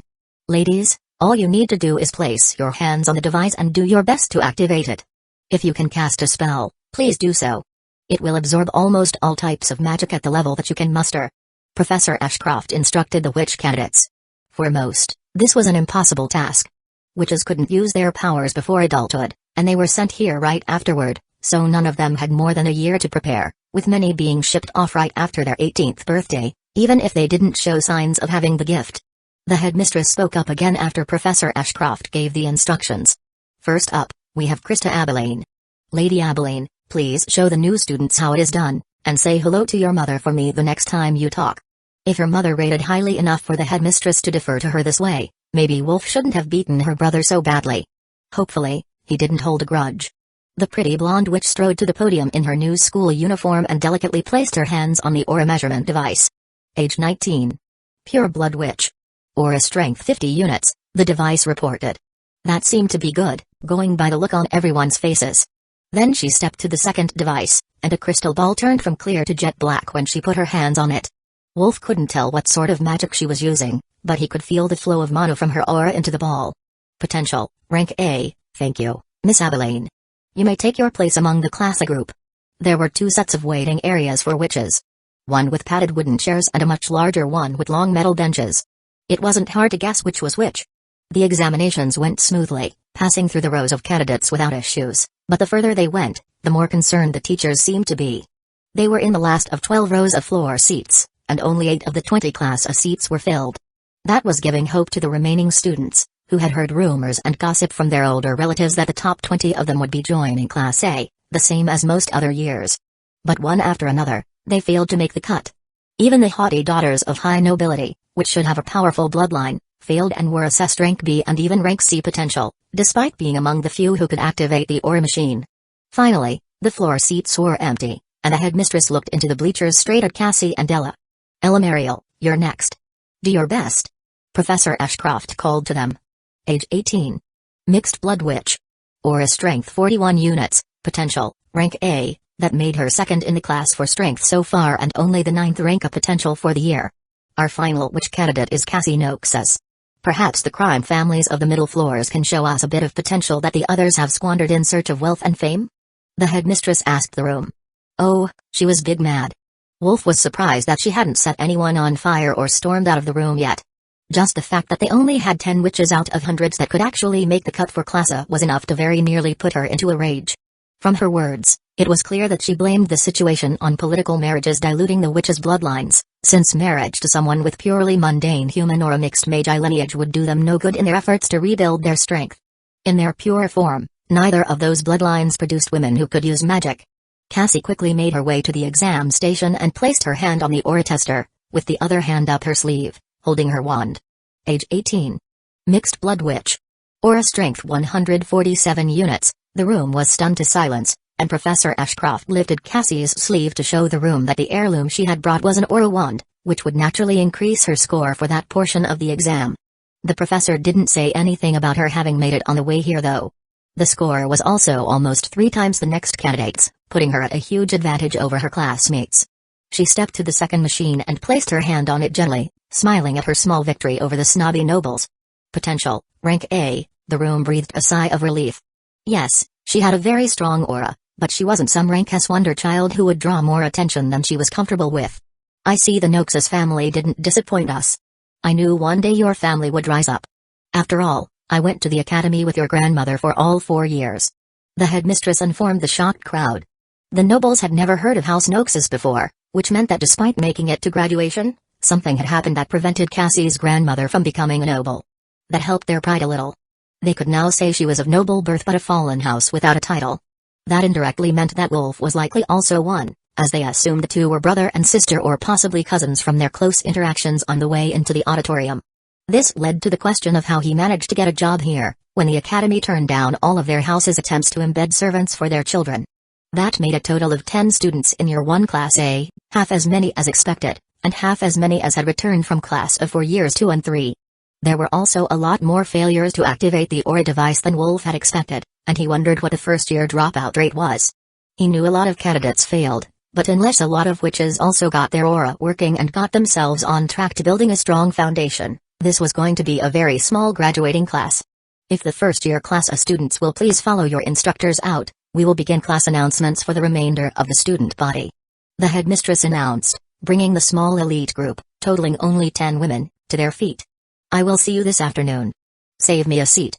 Wolf whispered to Cassie, then gave her an encouraging thumbs up as she moved to follow Instructor Dean out of the auditorium. Merc, the student council president's assistant, motioned for Wolf to follow him out of the room as well. He expected to be led to a classroom, but instead, they went to a storage room with guards on duty at the entrance. State your name, and you will receive your allotted additional personal items, training weapons and armor based on your fighting style and duty rotation. The storage room guard informed them. Anything I should know before picking out personal items? Wolf asked. Yes, a simple hex from a second-year witch candidate hurts just as bad as any weapon, even if it doesn't leave a mark. Pain tolerance is an essential skill of all employees. Merc told him, and the men on guard duty nodded, having been cursed by witches more than once before. More than once that day, in fact, since they weren't allowed to dispense anything to the students before the assembly. And that was one of many reasons why Wolf didn't want to stay here forever. Too much drama and danger. Now, head back to your room, sort your new clothes and toiletries, then meet the ladies of first-year class after lunch. They're not holding a proper class, but it will be good to meet them all, as well as the practical magic teacher that you will be working under. I will also warn you, hygiene is far more important than you think. Get used to washing multiple times a day during training unless you want to be ridiculed and isolated by the witches. The more powerful they get, the more sensitive their noses become. Merc instructed. He should have warned him not to pick products with strong scents, Wolf thought, but the big man was very much a live-and-let-die sort of person. It wouldn't be an issue for Wolf anyhow. With the increased sensitivity of his own nose, strong scents were already excluded from his list. Chapter 25 Cliques. Wolf had carefully picked products with a mild scent, except a cologne in a dropper bottle that reminded him of the smell of the forest they drove through. It seemed to be natural and didn't bother his sensitive nose, so it should be fine for the witches. The academy might have banned personal items from outside, but they weren't stingy with the supplies that they provided. That was going to kill Wolf's plan to woo the ladies with his domestic skills, though. He still picked out some violet ribbon and blue nail polish, just in case. It was getting close to lunch, so Wolf rushed off to his room with the large sack of items as soon as he had them all picked and was certain that he didn't miss anything. While checking them out of storage, he learned that they weren't just generous with the items available. They were also giving the students and employees both a generous monthly allowance that their purchases were subtracted from. For Wolf, it was on top of a pitiful salary, but that was still better than nothing. His purchases were relatively inexpensive, but many of the ladies' products were not, and certain items, like weapons and perfume, were horrifically expensive. Very sneaky. You could buy anything you wanted, but the items everyone wanted would leave you penniless in a hurry.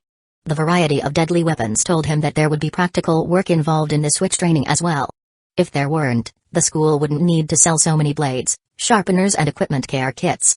What Wolf did notice was a conspicuous lack of armor. There was a selection for the staff, assigned if their duties were likely to require it, but it looked like the students would be expected to protect themselves with magic. The pair of batons they gave him for hall monitor duty were very sturdy alloy, both light and slightly flexible to avoid cracking with repeated use, so he wouldn't need another weapon for a while unless he wanted a good knife. Not that he could see himself using a baton, much less a combat knife, against any of the girls in the academy anytime soon. Hall monitor duty couldn't be that dangerous. There were only a few people in the class cafeteria when he arrived, all from the senior classes, but his appearance and choice of fighting style, indicated by the batons on his hip, seemed to gain him some approval. Wolf chose a lunch set and a pack of gum, then took the same seat as he found Ella and Cassie at yesterday. I told you he was a gentleman of culture. Wolf heard one of the witches laugh. Wait, there's a chance he didn't know he picked a seat in their section yet. Wait until the rest of the returning witches get here. Another one insisted. So it was a trial, what group the new arrivals would pick and where they would fit in during their time at the academy. For now, this area was mostly empty, but a lot more students were coming in. Wolf realized that it would have been easier on him if he had picked the staff cafeteria today, but he hadn't thought of it and had just returned by instinct to the last place he had eaten. There was some unspoken rule that today, the wall seats were for selected second-year witches and freshman students. Almost every wall seat was empty, but at least one seat at every other table was taken. Ella and Cassie came in with a group of 4 other girls, one of which was wearing a long coat with runes on it and carrying a bat on her shoulder while the others walked behind her. A female gang leader and a witch rolled into one person. Wolf's little brother approved. They got their food, and the high nobles at the far side of the room stared at them in disgust while they walked straight to the table Wolf was at. Move. There's no room for you. The leader insisted. You can sit in my lap if you like, Wolf told her with a wink, and the girl stopped whatever she was going to say next to gape at him in shock. Ella was trying really hard not to laugh as her new friend tested him, and Wolf noticed a bookish freshman girl panicking at the way being blocked by the confrontation. Nobody seemed to notice her, though, so she was stuck with a loaded tray, clearly meant for multiple people. Can we let the traffic through? You can tell me all about your favorite bat, how potions class is going and why you wear shorts under your skirt, but she looks like she's going to collapse if we don't let her by. Wolf said, standing up and putting his hand under the loaded tray. He's not bad, Ella. Better than usual, and he even smells decent. The leader finally relented, then motioned to a girl who was standing by the door and moved to an interior table while the others joined Wolf in the corner. She's going to make you pay for the joke about having shorts on under her skirt later. You know that, right? Ella laughed. I am Condi, this is Asia, and finally, we have Jody.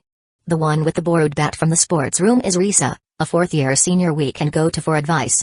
So, what can you tell me about the cafeteria? It looks like the cliques are easy to guess, but how is the food? Wolf asked. Usually good, but sometimes it gets ruined. The one called Risa answered from her seat across the aisle while glaring with deep hatred at a group of girls that had come over. Now. Is that any way to be looking at your dear classmates? I just wanted to say hello to our new pet. Is that so wrong? I'm Rochelle. If you need anything at all, I am always available. Even the densest of young men couldn't miss those implications. Well, that's one way to get stronger genes in your family. But if you prefer which you can actually read, you are also welcome to join us. The book club meets every Tuesday. A taller blonde witch cut in. Wolf didn't get a chance to catch her name since her words immediately started an argument with Rochelle that turned from words to hexes in only seconds before Wolf had to get up and help the other staff in the room break up the fight. This school is wild. I totally didn't see that coming from the book club. Wolf laughed as the two were dragged away by the security officers that were assigned lunch duty for the class mess hall. We're not all bad. She just doesn't like Rochelle. Someone called from across the room, proving that they were all listening. The rest of the freshmen were beginning to come in now, and the real show was about to start. For most first-year students, picking a group to become friendly with on your very first lunch break would be a challenge. Impressing the second-year witches enough to be welcome to a table, so they didn't have to eat at the filthy table of shame in the corner until someone gave them a chance. For others, it was easy. The high noble daughters among the first years were practically drowning in offers. When your family can ruin theirs with little more than a wave of their hand, everyone wants to be your friend, at least to your face. Chapter 26 Summoning Familiars. The talk quickly turned to the familiar summoning that would be happening that afternoon.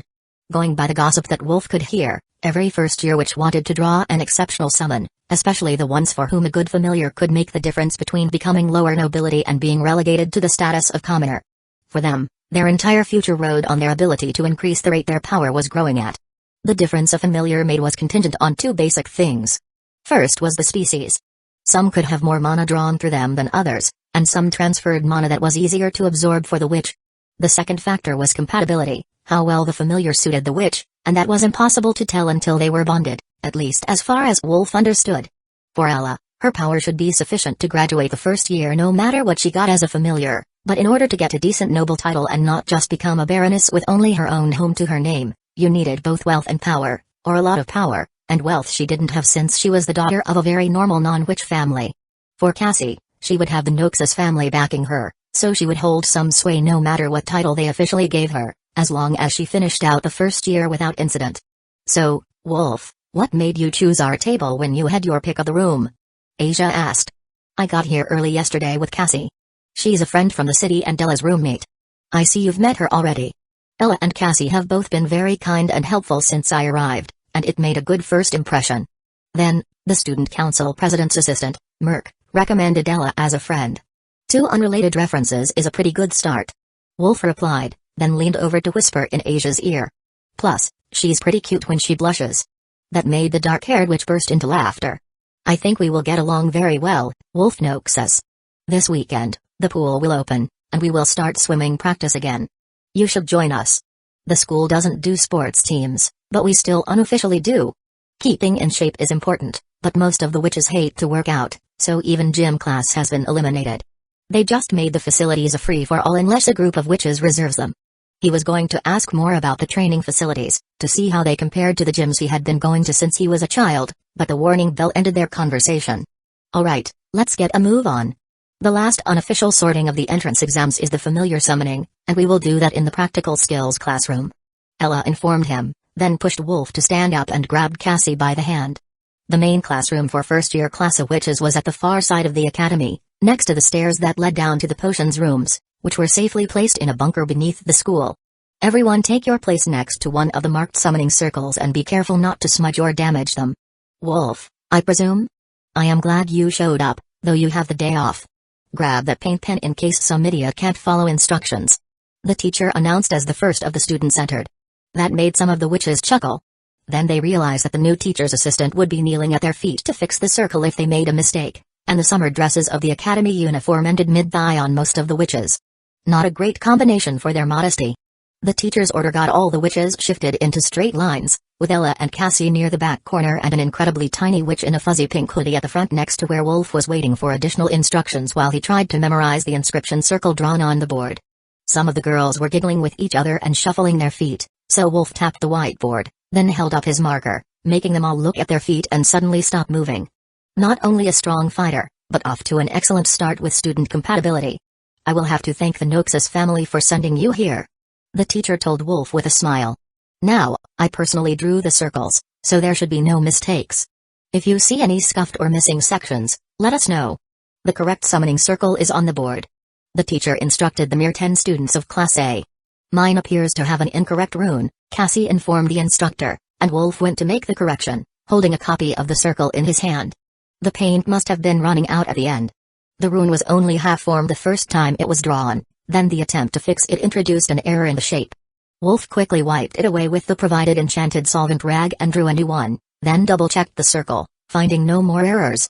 A few more issues were found and fixed, including a gap in the inner circle on Ella's inscription, and then the teacher wrote a chant on the board.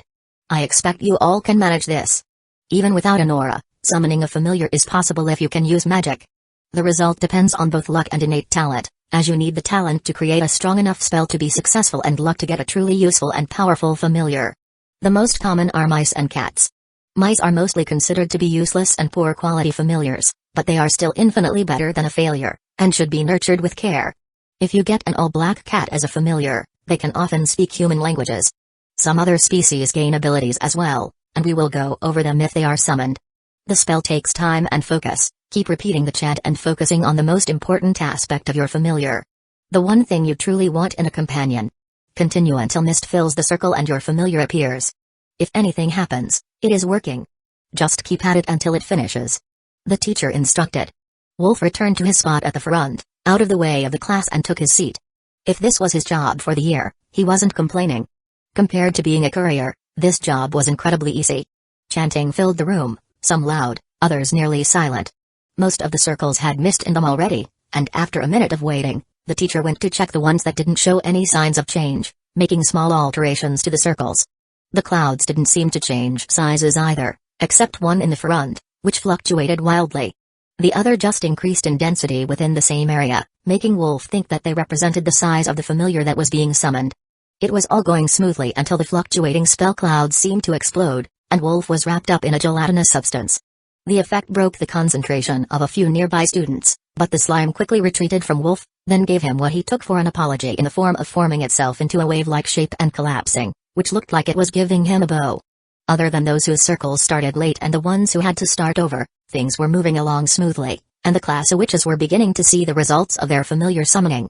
The girl known as Mary, who managed to obtain a fluffy pink hoodie to wear to class, summoned a large, long-haired dog with snow-white fur. She was so happy and loud about her victory that the teacher was forced to use a spell to isolate her from the class so she didn't disrupt the others' hard work. One after another, the familiars appeared, mostly mundane small creatures, though Krista Abilene summoned the most hideous little green goblin. Wolf didn't see what happened between them, but she was currently beating it with a rolled-up stack of paper. Someone should likely remind her that it was a familiar. She should be able to just order it around. Wolf began to feel a steady demand on his mana storage, and a constant drain of energy threw him to somewhere in the room as a pair of large, exceptionally dense clouds in the back, which seemed to be Cassie and Ella, began to fluctuate and go out of control. That wasn't necessarily a bad sign, Wolf thought. The last time the familiar summoning spell did something weird, the summoner got a cute slime. The draw on his power was more than a little uncomfortable, though, and rapidly getting worse. Not that he could just openly say anything about it. At least not in a room full of witches who had likely learned since birth that male magic users were evil and needed to be exterminated.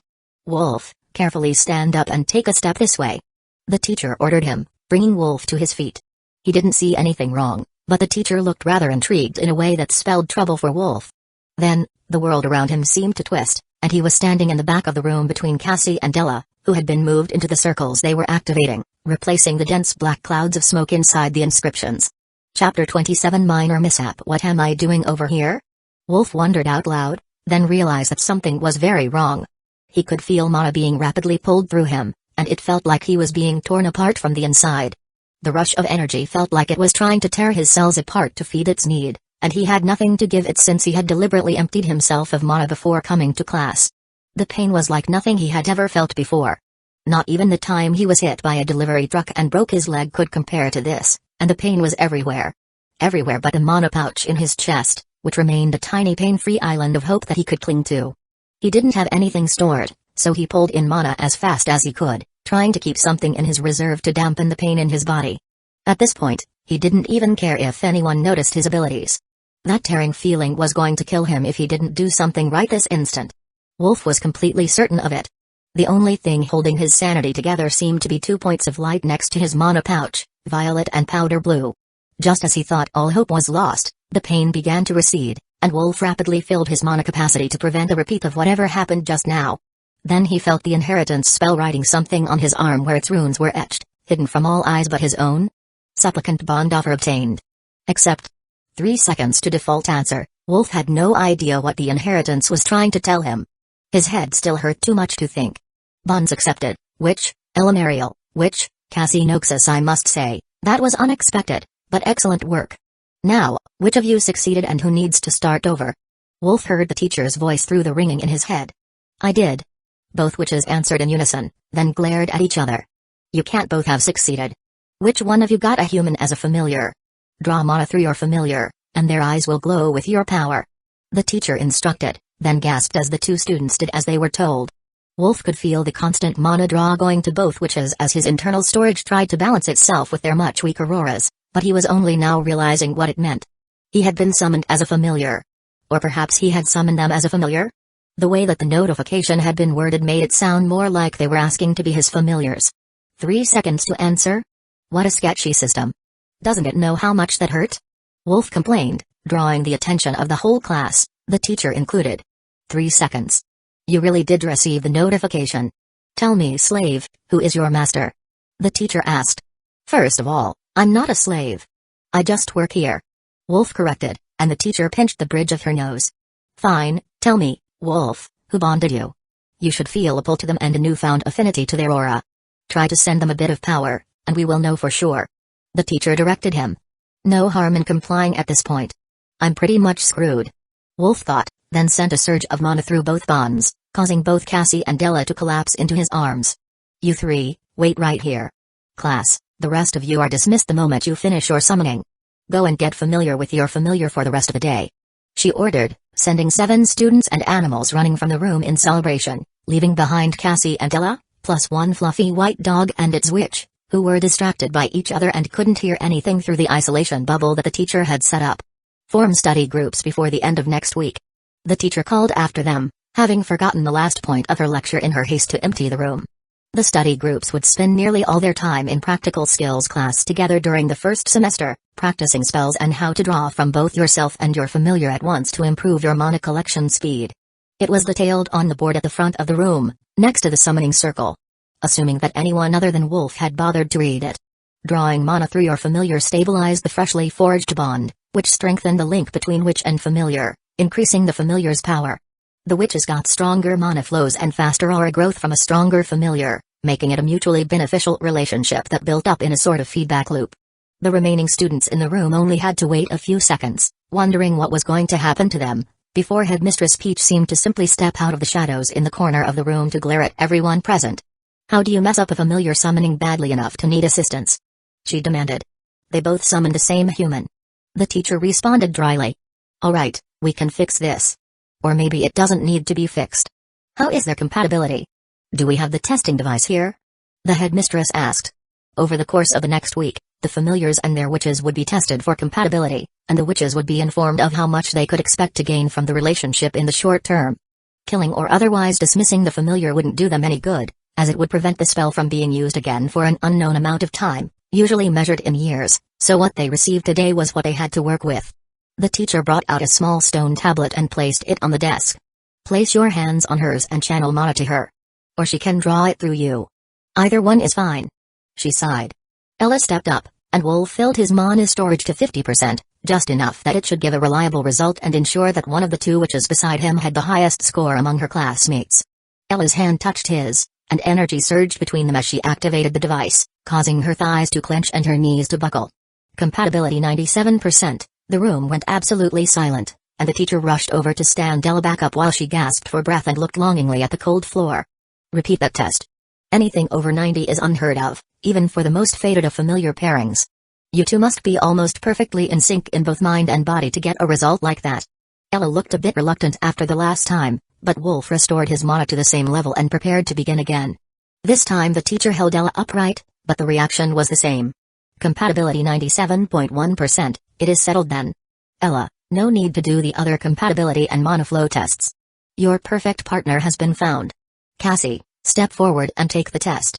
The teacher's voice seemed a bit grim this time, and Wolf began to suspect that she had bad news for someone. Compatibility 97%, Cassie collapsed in Wolf's arms before the teacher took her and moved her to a chair, then returned to stare in confusion at the display of the testing device. What do we do, headmistress? With scores so high, it would cripple them to sever the bond. But sharing a familiar, especially a humanoid familiar? That's more than a bit unorthodox. Plus, he's still up for trial in the near future. The headmistress looked deep in thought and didn't respond when a new voice joined them. Mary, the witch in the fluffy pink hoodie, had left the isolation bubble. You know, I never thought the testing device would give anyone a high compatibility score with a male human. I mean, I like my new Pyrenees dog, I named him Pup, and he's male, but you're neither cute nor fluffy. How could there be compatibility there? The tiny witch asked. I don't know how the scores work, but things our friends like, we are likely to enjoy as well, right? Wolf asked. Plausible theory. I will have to bring it up at the book club. Their recruiter tells me that they do a lot of research on random topics, so there is a chance it has come up before. Don't go getting any ideas, though. You will never be a truly suitable familiar if you're not fluffy. Mary replied. That's a shame. You look really comfortable, like a fluffy pillow. You must have stolen all the potential softness from the other familiars in the room. Wolf teased her. Fluff is life. I can make you a pillow from the supply room, or you can substitute a soft witch for a fluffy pillow instead, since guys usually don't know what the truly good things in life are. The contact helps their aura, so they would probably help you out. Did anyone tell you about that already, how witches get stronger from just being in close contact with as well as drawing mana through a compatible familiar? Wolf nodded, amused by the tiny witch and her random train of thought. And I'm told the opposite is true as well. Familiars get stronger when in contact with powerful witches. The witch in her outlandish pink hoodie was definitely an oddball, but for the moment, Wolf had more questions than answers. And the two authorities in the room seemed lost in their thoughts while she was willing to give out answers. There is one more issue you should likely know about as well, Mary added. Might as well tell me now, get it all out in the open. Wolf sighed. The best time to be close to your familiar is when you're asleep. I've never heard of a witch and familiar that didn't sleep together. That didn't sound like an issue at all. At least it didn't until he looked at both Cassie and Ella and realized that there were going to be some very serious discussions about this topic in the very near future. Chapter 28. Post-summoning. The headmistress didn't take much longer to break from her reverie and come to a decision. We will leave this arrangement as it is. Wolf, you will no longer be a hall monitor. As a familiar, your responsibility is to your witches, so you will go to classes with them when required, like any other familiar. As far as sleeping arrangements, I am not going to ask, and as a ward of the academy, until your investigation is done, you still have a room of your own. You will still be the teacher's assistant in the afternoon practical skills class since there isn't a replacement, and both of your witches are here anyhow. The headmistress instructed. We will also be adding someone to your study group. Reiko Morgan, the coven leader's youngest daughter. Her existing social group was determined to be a bad influence by her mother, so I hope you can help turn her around and keep her on track. They hadn't officially formed their study group yet, but both Cassie and Ella had a pretty good idea of who it could include. Though, With only 10 total people in the class, and the regular class students being on such a different level than the class of first years, there wasn't really much to choose from. Go get something to eat, learn about your familiars, and don't feed your dog chocolate or candies, Mary. Get your study groups organized, and we will see you next week. The teacher ordered them before physically shoving them out the door to talk to the headmistress. An impressive feat for a woman as small and old as she was. Well, let's go to the cafeteria. All the seniors should be there waiting on us to arrive. Can you imagine the look on their face at this super fluffy puppy? Mary asked. Nope, but it's going to be great, Wolf answered. He could guarantee that it wasn't the pup that was going to cause the next wave of gossip in the lunchroom, though. By the time they arrived, the cafeterias were all completely packed, and there were first-year students everywhere in the hallways. They couldn't even get close to their goal. The tall blonde witch known as Reiko was near the main floor doors to the dorm rooms with a small creature in her arms. It was wrapped up in a blue wool blanket, so Wolf couldn't tell what it was, but she seemed happy about her familiar, unlike Krista, who had physically restrained her goblin with multiple ropes and was the butt of many jokes among the others born from upper noble families. Hey Reiko, did you get the memo about the study group? Mary called out, as most of the sports-minded group from the regular class came out to join them with their new familiars. Some were missing, either still trying or having failed, but the vast majority had some sort of familiar with them. I did. It's a pleasure to meet you all. Reiko answered with a polite smile. Why don't we all head to the gardens out back? I saw benches there, where we can talk, away from the crowds. Wolf suggested. That would be pleasant. I will ask the staff to bring a light snack. Reiko agreed in true noble fashion, then paused and blushed. Sorry, I forgot we were at the academy, where things are different. Should we grab something on our way? She stammered. How about I grab drinks and snacks and meet you all there? I assume you all know each other from this morning, but I would also guess that you didn't interact much. Wolf suggested. Taking the back way to the staff cafeteria to grab refreshments, Wolf passed by the entrance to the running track and pools, finding a small group gathered there, looking through the locked door, as the facility wasn't open for the semester yet. It opens tomorrow, and a group of upperclassmen, including some class of witches, will be there to practice and socialize. If you want to meet them, I suggest you come. Wolf suggested. Do you think they will welcome us? I mean, it is also the second and third year witches, right? One of the new students asked. I met them today, and I am certain they will. The academy doesn't have sports teams, so the witches that want to practice physical skills outside of combat classes group together on their own. Wolf told them. He would remind the girls about the event once he made it to the garden. They could always use more friends. Thanks, Wolf. You're way cooler than what the others said. One of the girls cheered, giving Wolf a fist bump before he left for the staff cafeteria. He got the drinks and snacks in only a few seconds, as the staff had been expecting such a request, but his group wasn't the only one in the gardens by the time he made it there, and some familiar faces had joined them. A few groups of witches from the other classes were there as well, for the same reason, escaping the crowd inside who were all gushing over the newly summoned familiars. The cafeteria had finger sandwiches and iced tea ready, Wolf announced as he arrived with his haul in 2 large containers. You're a lifesaver. But what took you so long? Ella asked. There were a bunch of students checking out the pool and track. I stopped to chat, and they're going to come to visit the regulars tomorrow when the pool opens.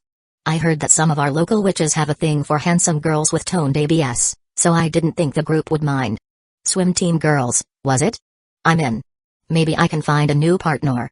Condi answered a bit too quickly. That is the normal way of things. These initial study groups only usually last a few months unless there is a group assignment. All 5 of my older sisters went through the same thing when they were in the academy. Reiko explained, missing the meaning behind Condi's words. Oh, are any of them still here? They could be valuable assistants when you're stuck on a spell. Ella suggested, but Reiko shook her head. The next is 3 years older than me, so she graduated last year. You heard about the old student council treasurer, right? Reiko asked, and all the girls nodded. Everyone agrees that she was such a bitch, though. How did you end up so nice? Asia asked, and Wolf almost choked on his tongue. This was not the cute witch academy idol behavior his fantasies and the media had sold him on. Reiko shook her head in dismay. If you thought she was bad here, you should see her at home where there aren't any rules to stop her. If I make it through this year, I am asking for a transferred position upon graduation. Even a wilderness administrator or monster control assignment. Anything to not go back to the city. Wilderness administrator? The news in the city said that nobody actually lived out in the wilderness other than in a few fortified villages, only monsters and mutants. Wolf knew the city news hid more than a few things from them, but how much didn't he know about the world? Could there be places where people really lived normal lives outdoors, away from the control of the coven? If it were an option, spending time in the wilderness away from prying eyes would really help him build his strength as a Magi. Once he had better control, he could even challenge the monsters and get rich off their bodies. There were a lot of valuable spell ingredients in a monster's body. When they ended their meeting, both Hueco and Mary, along with all the sports fans and Cassie, had agreed to come to the pool in the morning to swim and meet new people, which meant Wolf needed another trip to the storage area. He hadn't picked up swim trunks because he hadn't thought he would have a need for them here. He wondered what he should pick. Long shorts? A Speedo? No, that was too tacky for someone who isn't a professional swimmer. The decision was made for him in the supply room. There was a free Academy logo set of gym clothes, including swim shorts, and it was all that was currently available for men's swimwear. Wolf had missed that fact yesterday when he picked out his training outfits. It also came with very light running shoes and a pair of swim goggles, in case you needed them or wanted to truly train your aquatic skills. Chapter 29 Late Night Visitor. Back in his room, Wolf could finally meditate, or at least try to. The events of the day and the two witches he was bonded to kept circling in his mind, breaking his concentration so badly that he was struggling to maintain the even pressure that was needed to cause a change in his mana pouch. He would get to see them again in the morning and spend the day at the pool getting to know everyone, so there was no reason for him to be so nervous and distracted.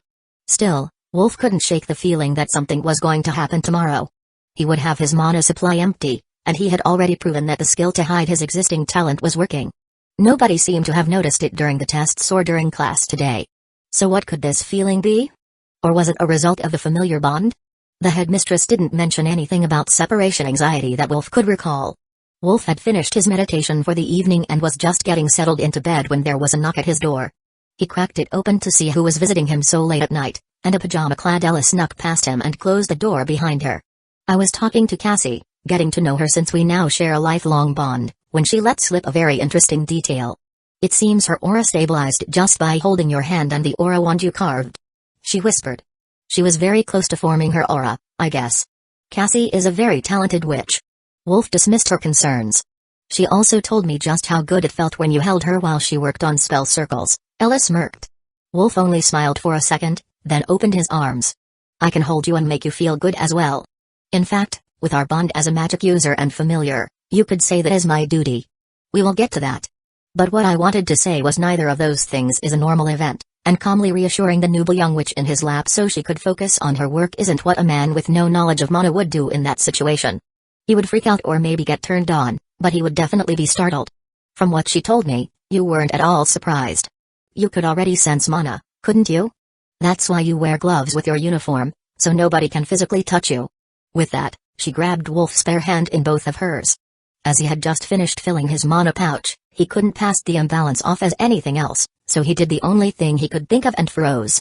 Ella began drawing mana from him and integrating it into her aura the way Cassie did in the vehicle on the way to school, only Ella was going faster and couldn't, or wasn't trying to, hide the effect. The more she drew from his storage into her aura, the more pronounced the effect got until she began not so discreetly rubbing against him, trying to relieve the tingling feeling in her body as she integrated the mana that Wolf had stored. Wolf couldn't take the panting and moaning anymore, so he picked her up, with one hand under each firm bottom cheek and lay her on the bed. Did she tell you that the feeling was more manageable with more skin contact? That's what she told me. Wolf whispered, then wrapped her up in his arms and began to feed her mana with their bodies pressed together. Wolf, you have to warn a girl before you do that. I almost passed out. Ella whispered. You're not finished, are you? I'm just getting started with you. Wolf replied, gently stroking her back. What? I don't think I can take much more. I should go back before Cassie wakes up alone.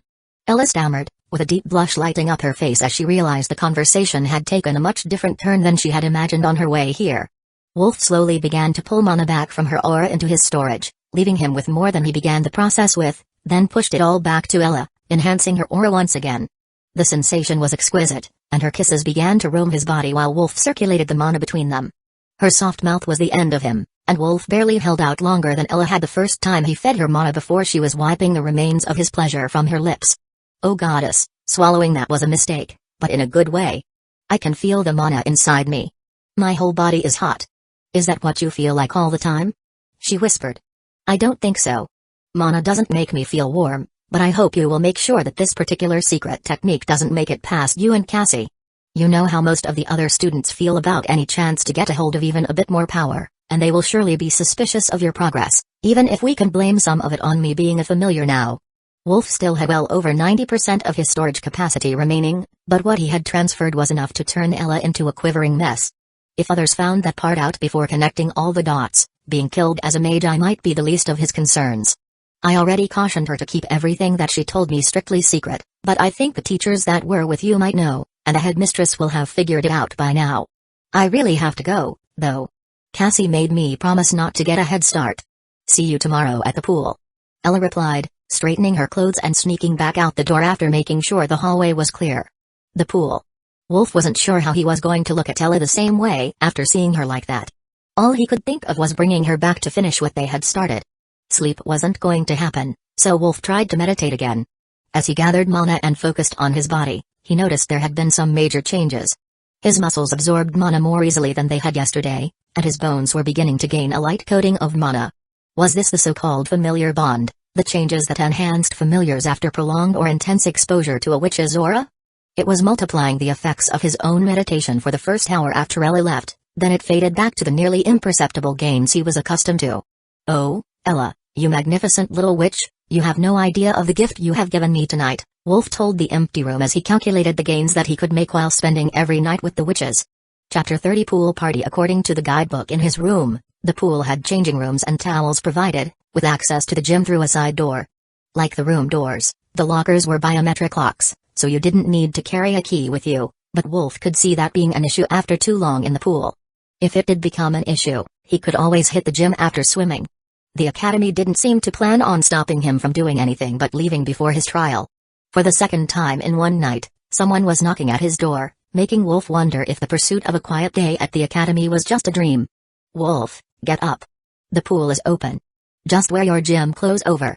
We like to go for a workout before lunch. It helps the digestion. Asia, one of the girls from the sports-minded group who had joined them for lunch the other day, called through the door, then Wolf heard her leave at an energetic jog. Time had passed faster than he had thought, and it was no longer night, as he had thought it was, so Wolf got dressed and headed out.